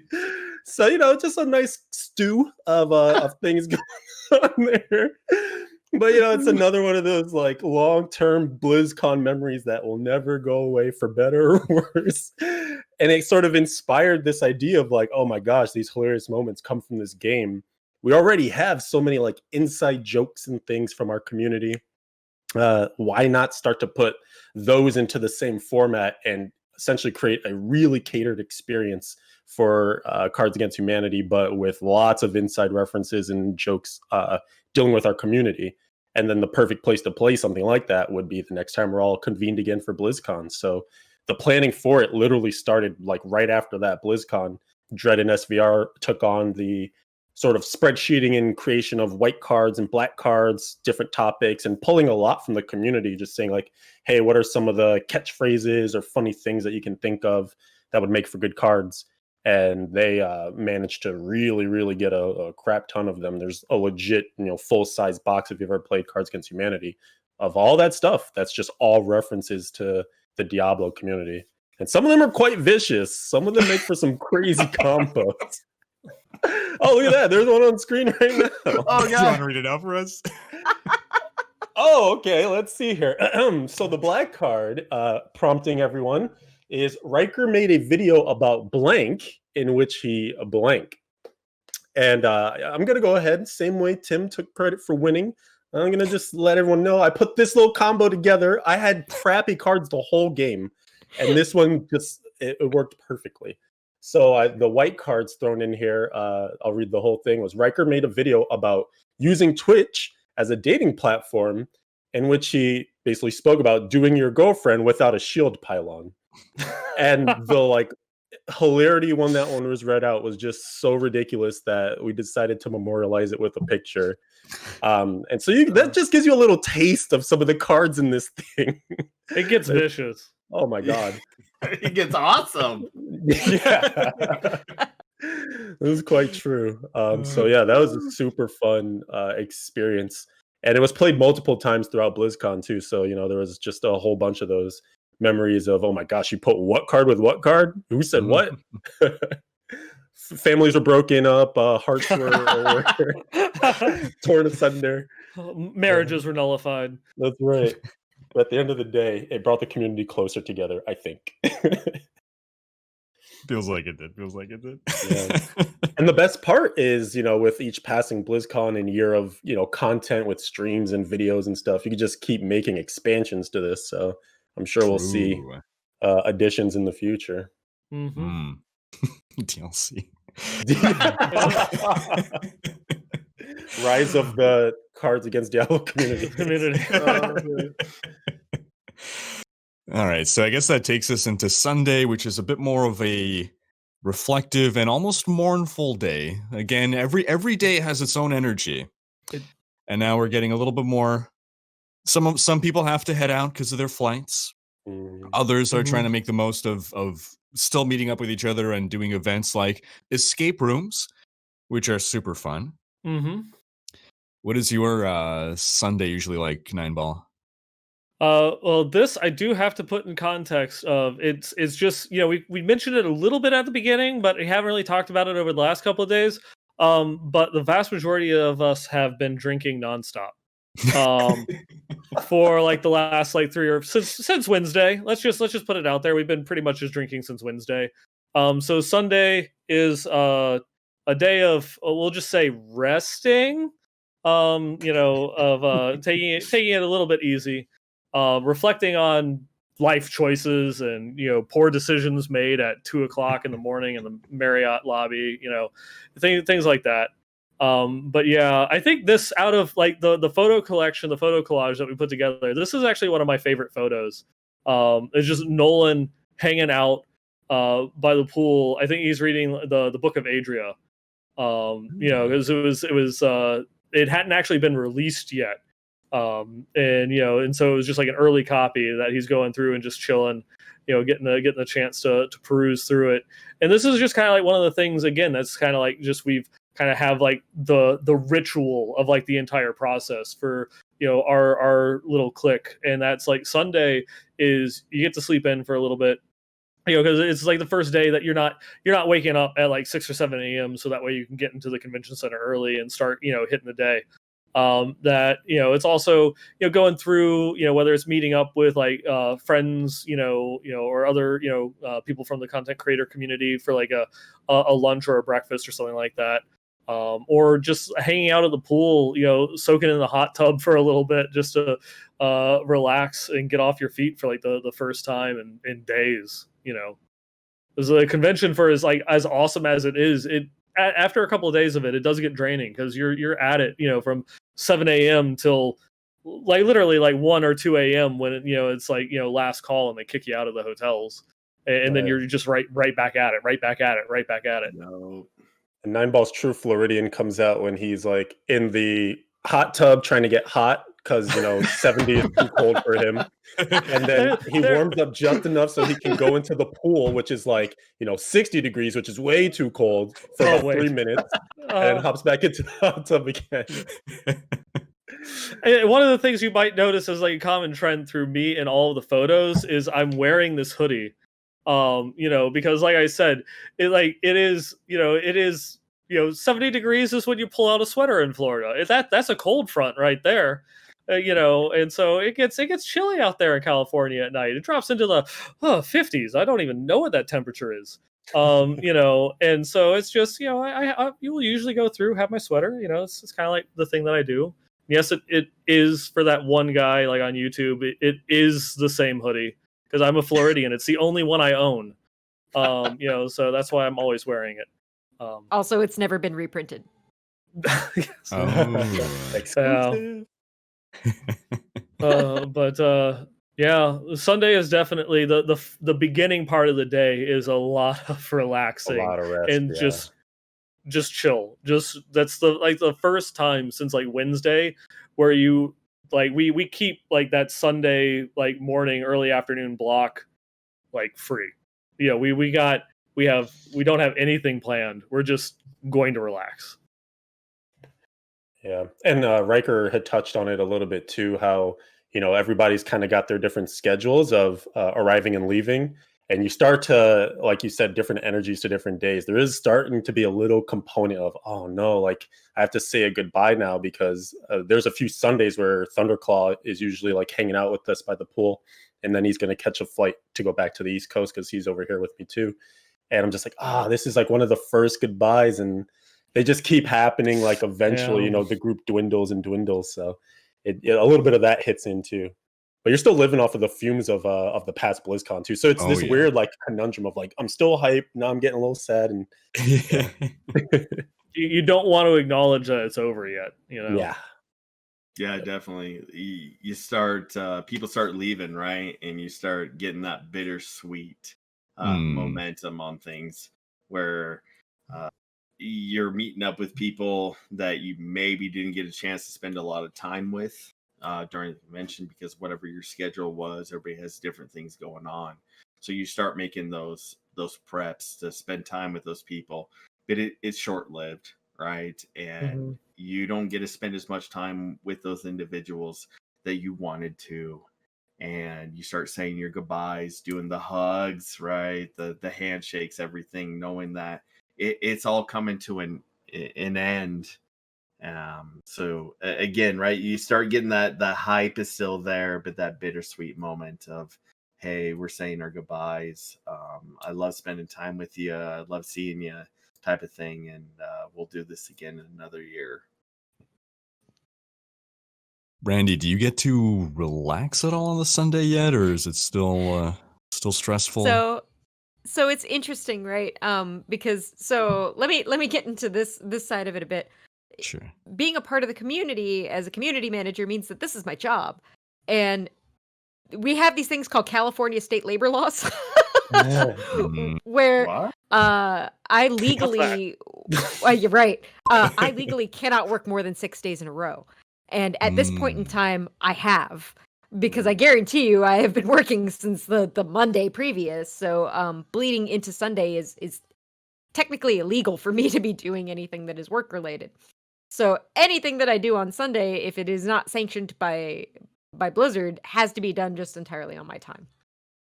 And it's something that it's a combination of things, right? Like there's the part of me that I'm like, I really want to go and spend time with my friends.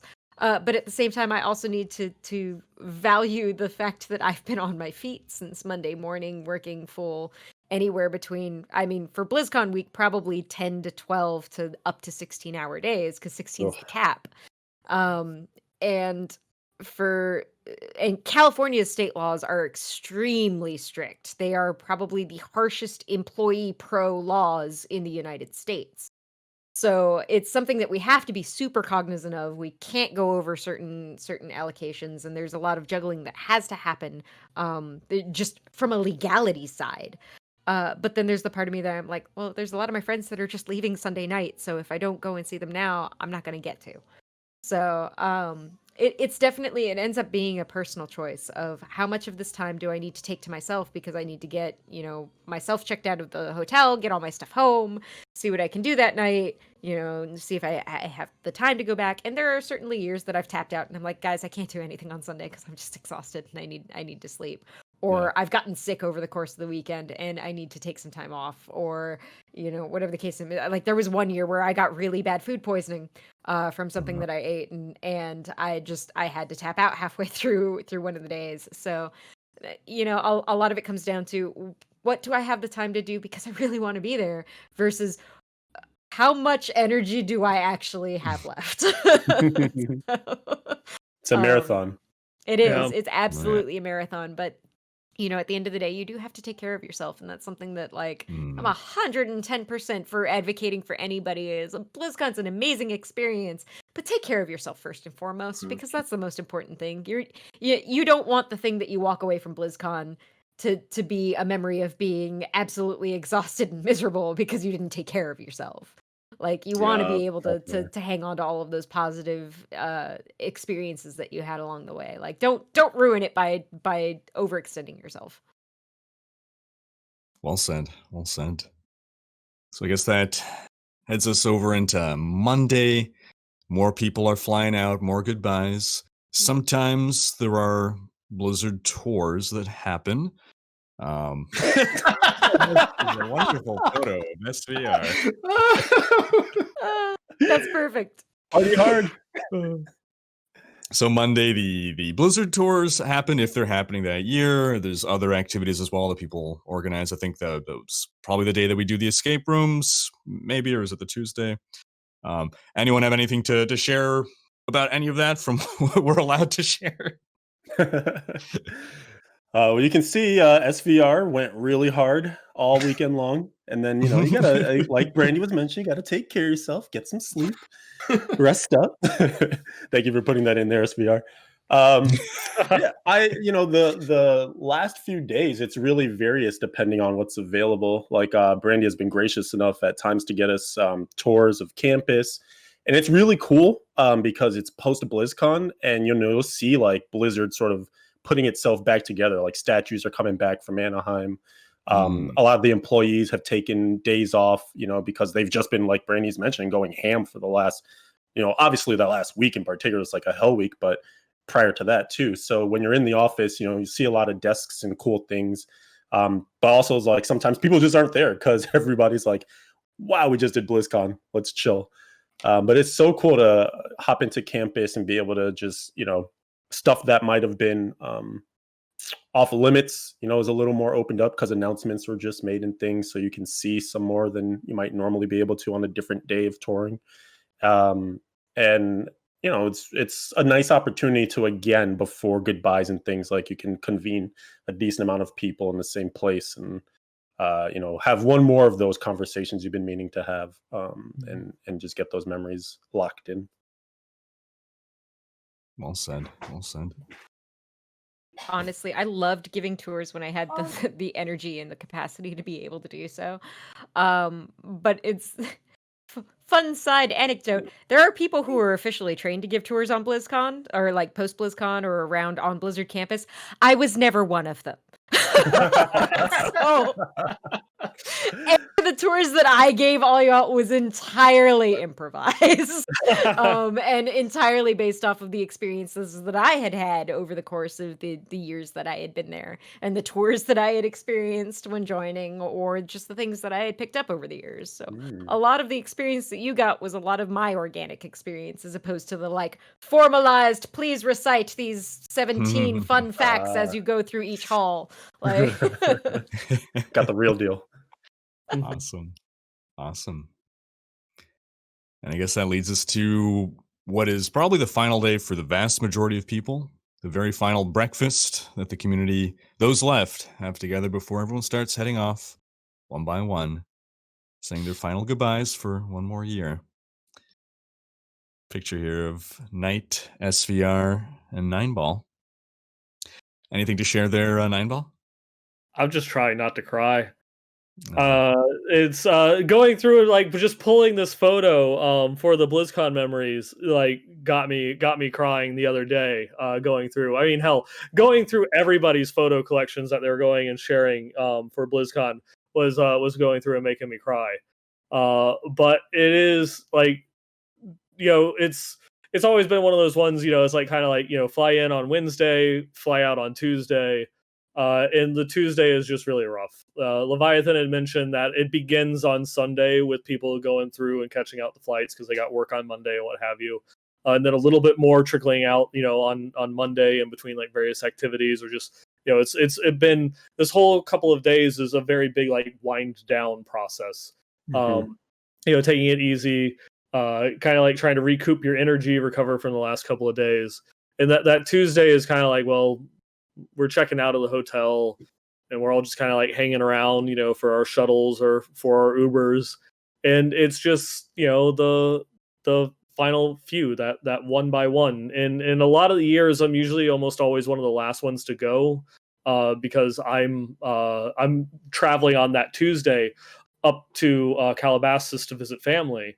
And so I can just hang out, with the other people as they're going through. I know Knight is usually always there because in previous years, like the company that he worked for had offices nearby. And so he would extend his vacation to go out and visit there. And this was from last year.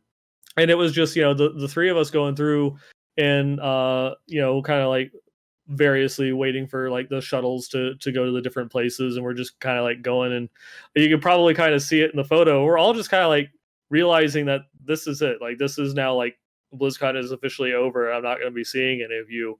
At the time we thought it was going to be a year. And if you look at the photo, you can see we're all fighting back tears more or less, because we're just like commiserating. It's such an amazing experience that the couple of days afterwards and like kind of like getting back home is the BlizzCon blues, because how do you come back from Cloud9? How do you kind of like look at things once you leave the Garden of Eden type thing. And it's such a beautiful experience, and it's something that everyone here has said throughout the entire show about it's people that you connect with and resonate with on certain levels, people that you hadn't even met prior to just a couple of days ago that you made a little connection with, and you share so much in common through whether it be Diablo or World of Warcraft or just Blizzard in general. And it is I can't, words fail me besides just magical. It's something that you kind of have to experience, and there's nothing that I could possibly say to fully convey all of the emotions that go into just those couple of days, or alcohol.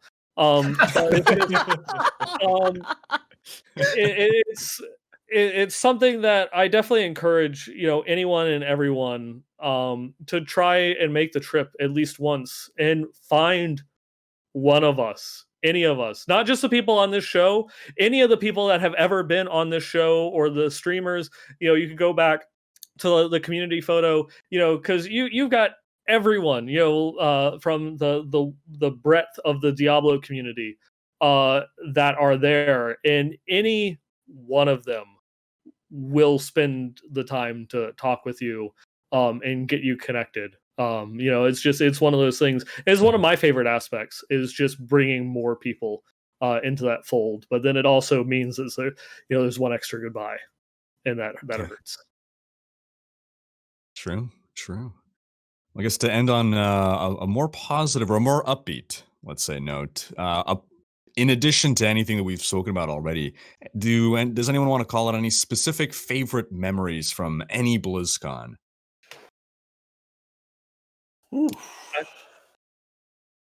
Pick.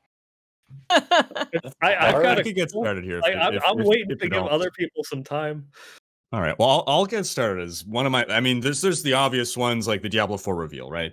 But my very first BlizzCon, 2011, I was not a content creator. I was going as a fan and slightly as a gaming journalist. I was there by myself. It was Neinball used the term a blur at the start, and I very much agree with that. The term I'd always used is whirlwind, and it's basically the same thing. It's a blur of a whirlwind, right? Depends if you're a wizard or a barbarian. Yeah, exactly. Topical. I was such a nerd. Yeah, my second BlizzCon was 2015.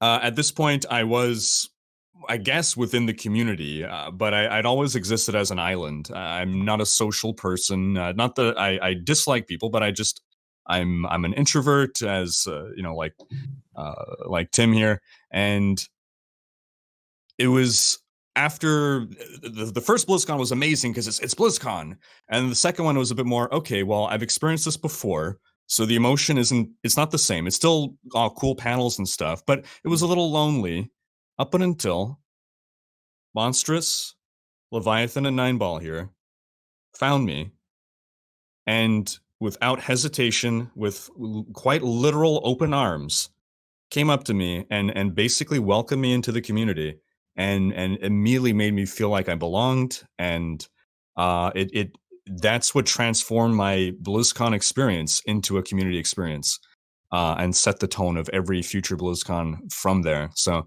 I don't know, I've probably said it before, but again, a huge thank you to the three of you. Dread Scythe as well, of course, was with you, but yeah. So that remains one of my favorite memories. Honestly, that's I think we've all said it in different ways at this point, but like BlizzCon, all the announcements and all the game stuff and all of the other information that you find out is honestly dressing to what BlizzCon really is, which is at the heart of it. The cake of the BlizzCon community cake is the community, right? Like that's what BlizzCon is about, the people. It's about making those connections, forging those connections between players to developers, from players to players to developers in some cases. It's entirely about that personal connection. And I'm fortunate in that I've gotten to experience it from so many different perspectives. I've gotten to experience it as a player, as a fan, as somebody who was, just as excited and outside of everything as all y'all were, and to learn this is what it's really all about. And then getting to be on the flip side of that and then giving that experience to other people, that is something that is immeasurable. I can't possibly put into words how much emotion is behind that, because there is nothing else in my career I have experienced quite like that. So it's really hard for me to put into perspective what like my favorite experience was. I've talked about a couple of my favorite experiences. Y'all ambushing me with feelings one year is one of those experiences. Getting to sit with you all for the D4 announcement was one of those experiences. Getting honestly, watching Overwatch being announced was one of those experiences. I didn't get to be in the audience for that one. I was manning a station that year. So I was watching the announcement happen on like a screen, which felt so weird for something that big to be happening, but the energy was so big with that announcement that it didn't matter. Everyone in the convention hall felt that when it happened, and like that was an incredible experience. Like there's so many, and I think it's safe to say for me that even on years where it was tough, it was memorable. Like there's always something amazing to be remembered with every BlizzCon I've experienced, and I've been through, I think, 10 of them at least. So there's at least one favorite memory from each, and every single one is something that will stick with me for the rest of my life. Super well said. Yeah, it's so hard to isolate like into just one, because there's so many like perfect memories, or so many like just moments that stick with you. So I've been trying to like silo it all into one thing, but I really cannot. I'll steal a little bit from Brandy and like pick out a few things. Like I already mentioned the community panel. That to me was again life-changing, incredible moment. I think Rhykker super hit the nail on the head. Like if you would have gone back to my previous childhood self and been like, as a Blizzard fan, you'll be up on there showcasing yourself for the community, I would have never ever believed it. And just all those different opportunities, which I think so many of them actually have come at the hands of Brandy. Getting to stream at BlizzCon, which was always a bucket list thing. Getting to go behind the scenes and like see, how the cosplay stuff is made, and just so many amazing people to have had conversations with and hugs. And yeah, I'll just there's like a legit like quarter of my brain that's just all BlizzCon, which I don't think will ever be overwritten. Like I'm sorry, the rest of stuff I'm supposed to know. It's BlizzCon right here.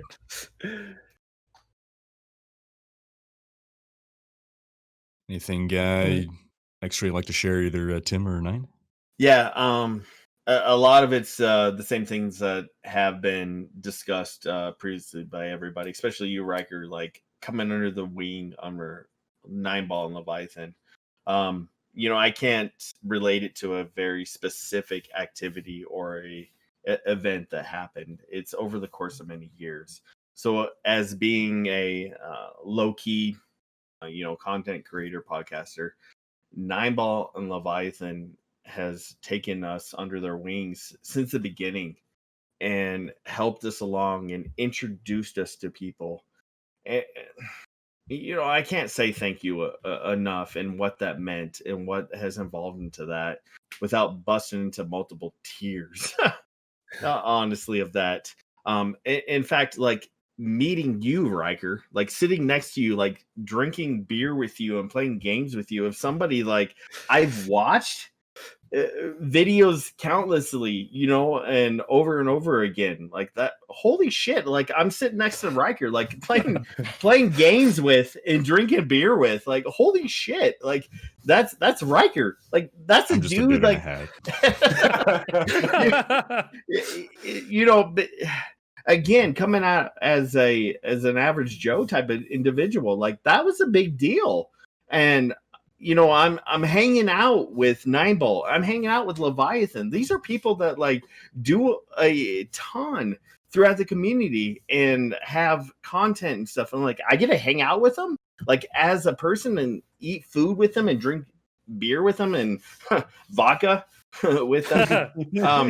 And then like I get to meet Brandy, like who's someone who's like promoted our stuff from a completely unselfish act. Like it means so much to be a part of the community that I cannot say enough that like my BlizzCon experiences have been elevated to a level that it means so much to me from a pure emotional level that it's been absolutely amazing. And I don't know if maybe being a community creator has helped process that, but honestly, I don't think that matters. Just having a love for games that Blizzard does and being emotionally committed to that process and having the time to discuss this with people has elevated that to a level that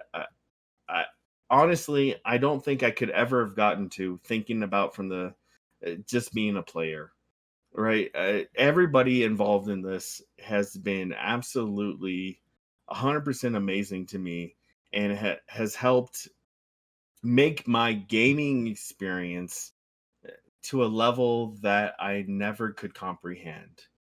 And that's what BlizzCon is. It helps that, right? That is what BlizzCon from a foundational standpoint involves, right? It's everybody coming together for an aspect or a game, a hobby, whatever it be, whether it be a job or just some portion that you use to separate your time from the real world. It's a commitment that everybody has involved to make better, and it affects you emotionally in your life. And BlizzCon is that whole encompassing aspect that makes it real. Beautifully said. Want to I try think, to follow that up, Neinball? Sorry, man. Sorry. That's a tough one. I guess I have two. And one of them is actually a least favorite experience. And that was from the Immortal announcement, where myself, who is known throughout the community as being the lore guy that talks a lot about lore and really cares about lore, asks a lore question at a lore panel, and then then I get accused of being a crisis actor. And I have Reddit conspiracy theories and YouTube videos about how I'm a PR plant, and stuff like that. And so that's grown into that negative experience has grown into a positive experience, because at BlizzCon, it's even my friends back home, it's now hashtag paid actor. So it's even some of the negative things can turn into some of the positive stuff. Over One of time. our favorite memes now. Yeah, like I said, like freaking just going down to the local hobby shop to play Warhammer. It's like, it's the paid actor, So that has affected my life, in many ways. And I am still wearing the same hoodie for that one guy on YouTube that pointed it out. Because it didn't pay much. We just gave him the hoodie. That was it. Gave me the hoodie. Years in the making. And then it was like some of my actual favorite experiences we've already talked about, throughout the whole thing. So there's just one experience that I want to share from last year. And at the year that I also worked BlizzCon.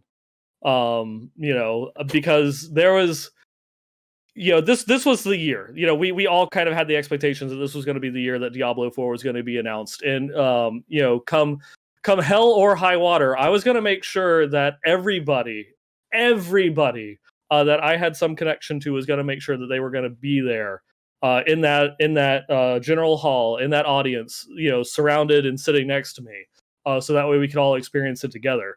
And it was a trip. Like I had gotten there like super early, and there was all these miscommunications between like security and where to go, and I'm like starting to get freaked out, because normally that's one of the things that I do early in the convention is I take the media pass and I get in there before the general audience and I save seats. We make a dedicated effort to go through and save seats for those people that have just the general audience tickets. And so it was like Dread Scythe, SVR, and myself that were in there trying to basically save like 20 seats. And now, like, that's a lot. And when you start having, like 40,000 people try to cram into that convention center, there's not a lot that you can do to hold back people. And there were people that were just like moving backpacks and stuff like that. It's like, no, screw you, I'm sitting down. SVR, like there's one guy basically like almost like it was starting to get pretty physical, with that one guy that basically like pushed SVR out of the way to sit down. And wow. And so as we started having more people come in and we started filling the spots, it's like, okay, we've got it. We kind of have gotten our little niche. We got kind of room for everybody, because it was like a big group of people that we had there. But then they closed the hall, and they're not allowing any other people in. And we're still missing a lot of people.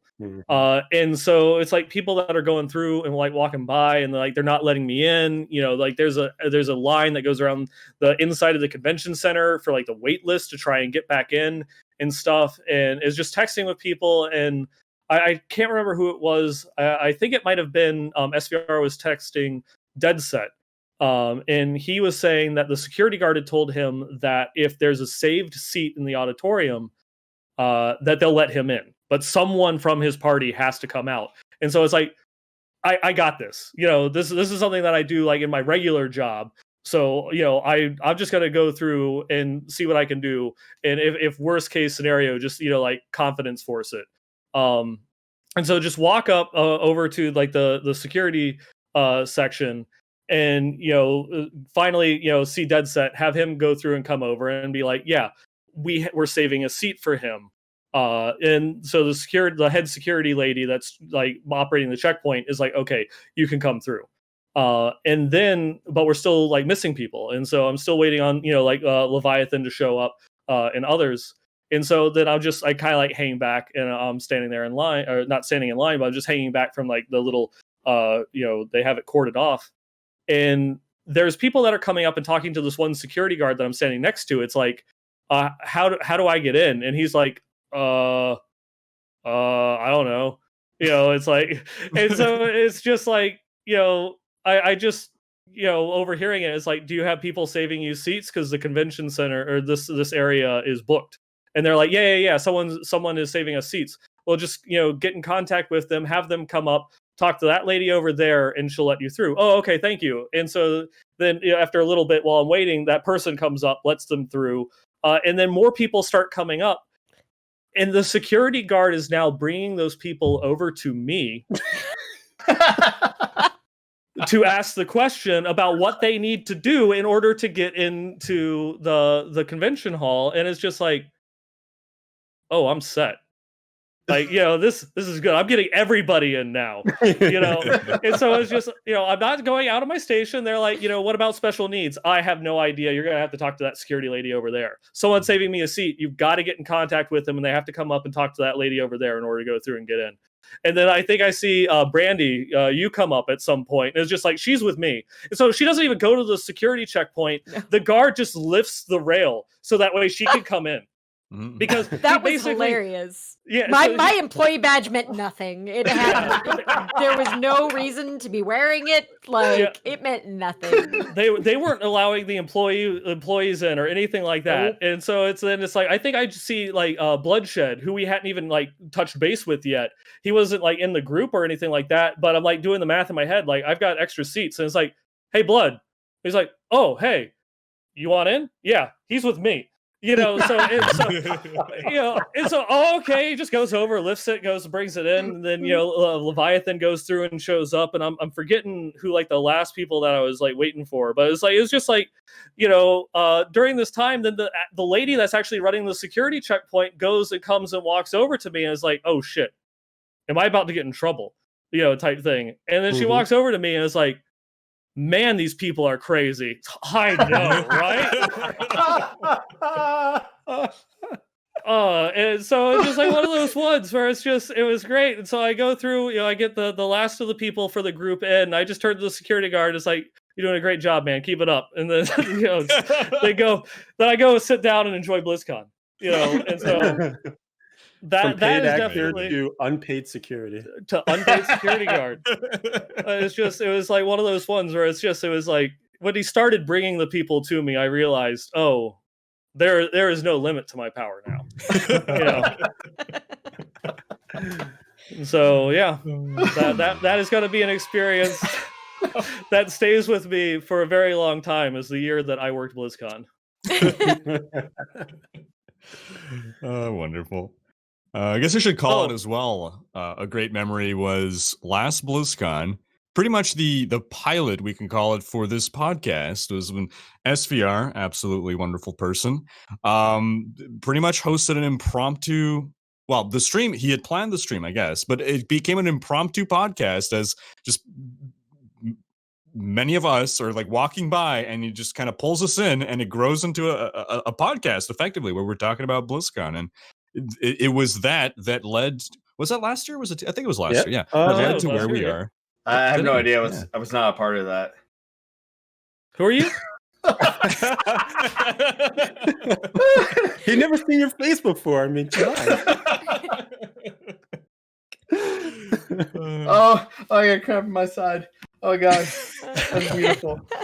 But yeah, that's cool. Like, it's one of the magics of BlizzCon is how some ideas get born and then carried forward from it, right? So just because they're the ability to interact collaboratively, which is something I love seeing within our community, because everyone kind of has their separate streams or YouTubes and whatnot, right? So you usually see people doing their own thing, but just that moment of, hey, we're all here, we're all just saw a bunch of stuff, let's talk about it, and then here it is being carried forward as another content idea. It's amazing. Like the power of BlizzCon it gives and gives and gives. Absolutely. Well said. All right. I know this has been going a little long, but y'all have been saying some absolutely wonderful stuff. As a wrap up, I guess if you want to talk about how you decompress after BlizzCon, or if you want to talk about any expectations or wishes for the next in-person BlizzCon. How about Brandy, since you've been looking forward to another BlizzCon? Anything to share in that regard? Honestly, it's just getting to see all my friends in person again at this point. It's been, I think everybody can agree that it's been a bit of a rough year. And getting a chance to see all my friends in person again, getting to give hugs to everybody. And honestly, like, and getting to walk the halls of BlizzCon without the stress of, oh God, what have I missed? what have I not done today? Am I missing anything? Like, that's not an experience that I've had since 2009. So because 2009 was the last BlizzCon that I had as just a fan, and then a week later I started at Blizzard. So it's in terms of that lineup, it's like, it's been such an integral part of my experience in not only living in California, but getting to know everybody, like Blizzard as a whole has been super integral to my experience as a human being. It's where I met my husband. It's something that we share together. It's where, it's where I've met all of you, and some of you I call my closest friends. It's that is something that many of us don't have access to right now. So I'm looking forward to getting back to that and getting back to being a fan is kind of refreshing. Mhm. Like it's nice to be able to forgive the language. It's nice to be able to shit post without consequences. So getting back to that will be fun. Wonderful, wonderful. How about you, Leviathan? So for decompression, one thing I think we kind of been mentioning, rather directly or indirectly, is it's so hard to see everything at BlizzCon. But the great part of being there in person is you do have your ticket, but you got a virtual ticket. So I usually spend a lot of the time traveling. I don't time travel. The time when I've traveled back home afterward, I usually try to catch some of the stuff on the virtual ticket. I like to catch up to a lot of the esports, which is honestly, I hope I make time for that in the future. Maybe that's one of the things I'll say for a coming attraction, because it's such a different experience live. But I always put it on my back burner. I'm like, well, I got to go see this panel or things like that. And I know Minion, one of my great friends, always makes time to go to esports. So I got to go with her. But yeah, try to catch up on that content that I missed, people's content, because we're all making our individual things around what we've seen and heard. So it's cool to catch up, see what Rhykker took away from a certain panel or announcement. What did Bloodshed have to say? And then also usually try to fight not getting sick because my immune system doesn't exist. So I always get something. But I'll say, yeah. Oh my goodness, crazy. So for next year, or I hope maybe 2022, I don't know. But whenever the next in-person BlizzCon happens, I want a hug from everybody. I want to knock over a couple of drinks like I usually do. And, just have a blast. That's my job. I'm getting into your territory. And just, I think Brandy said it best. Just see everybody again and be able to get that community feel. Because, man, I could use some love. This year has been long. Yeah. Right on. How about you, Neinball? I guess I just got to go with the running gag drink. I mean, does that... no, I say that it's like I really honestly only drink like once a year, and it's BlizzCon. But yeah, it's a lonely plane ride back, that's for certain. And so that's something. Trying to get my girlfriend to come out with me, just so that way maybe it's not quite as lonely, on the plane ride back. But it is kind of like one of those ones, kind of sitting in silence. I guess I do have the advantage that in a lot of years, that my that drop is kind of buffered a little bit, because like I've mentioned, I then kind of like that Tuesday I go up and I visit family. And it's not just like BlizzCon and like my virtual family that I get to see every year. It's also the one time a year I get to see my cousins, and my little second cousins, or whatever you call the little things, whatever they are. It's just being able to like go through and spend some time with them and watching them grow, because they're like, what? I'm not going to see them now until they're 10, and the last time I saw them that they're 8. So I imagine that they're going to like double in size, and so it's good that I get to go through and see that. But it's also kind of, weird trying to explain, it's like, why are you, it's like, you seem sad. It's like, I can't even put it into words, like everything that just happened over the last couple of days, but it is, kind of going through, and that acts as a great buffer for me, and to start and decompress. But like, definitely, just to go through and say what other people have said, the Diablo community is definitely more of a hugger community. So it's I expect hugs from everyone, all of you. The next time that we're actually able to get together and do it. And yeah. Who cares what they actually talk about at the convention? I miss you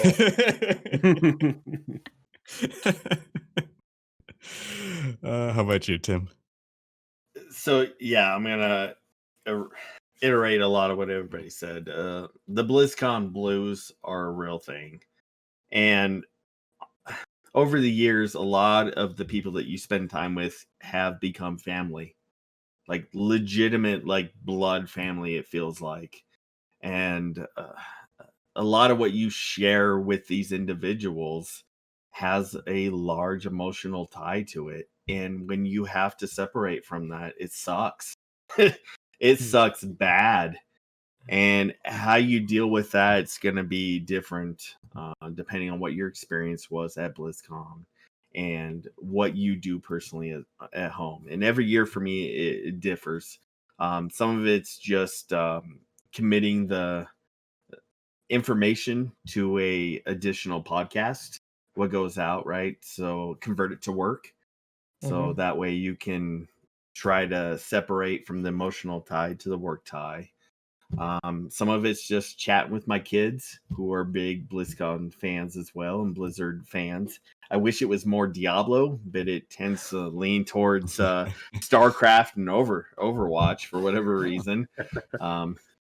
So talking to them about what happened, that helps, like discussing those informations. Hopefully I can bring them along. I don't know if that'll be better or worse, when the separation anxiety starts attacking.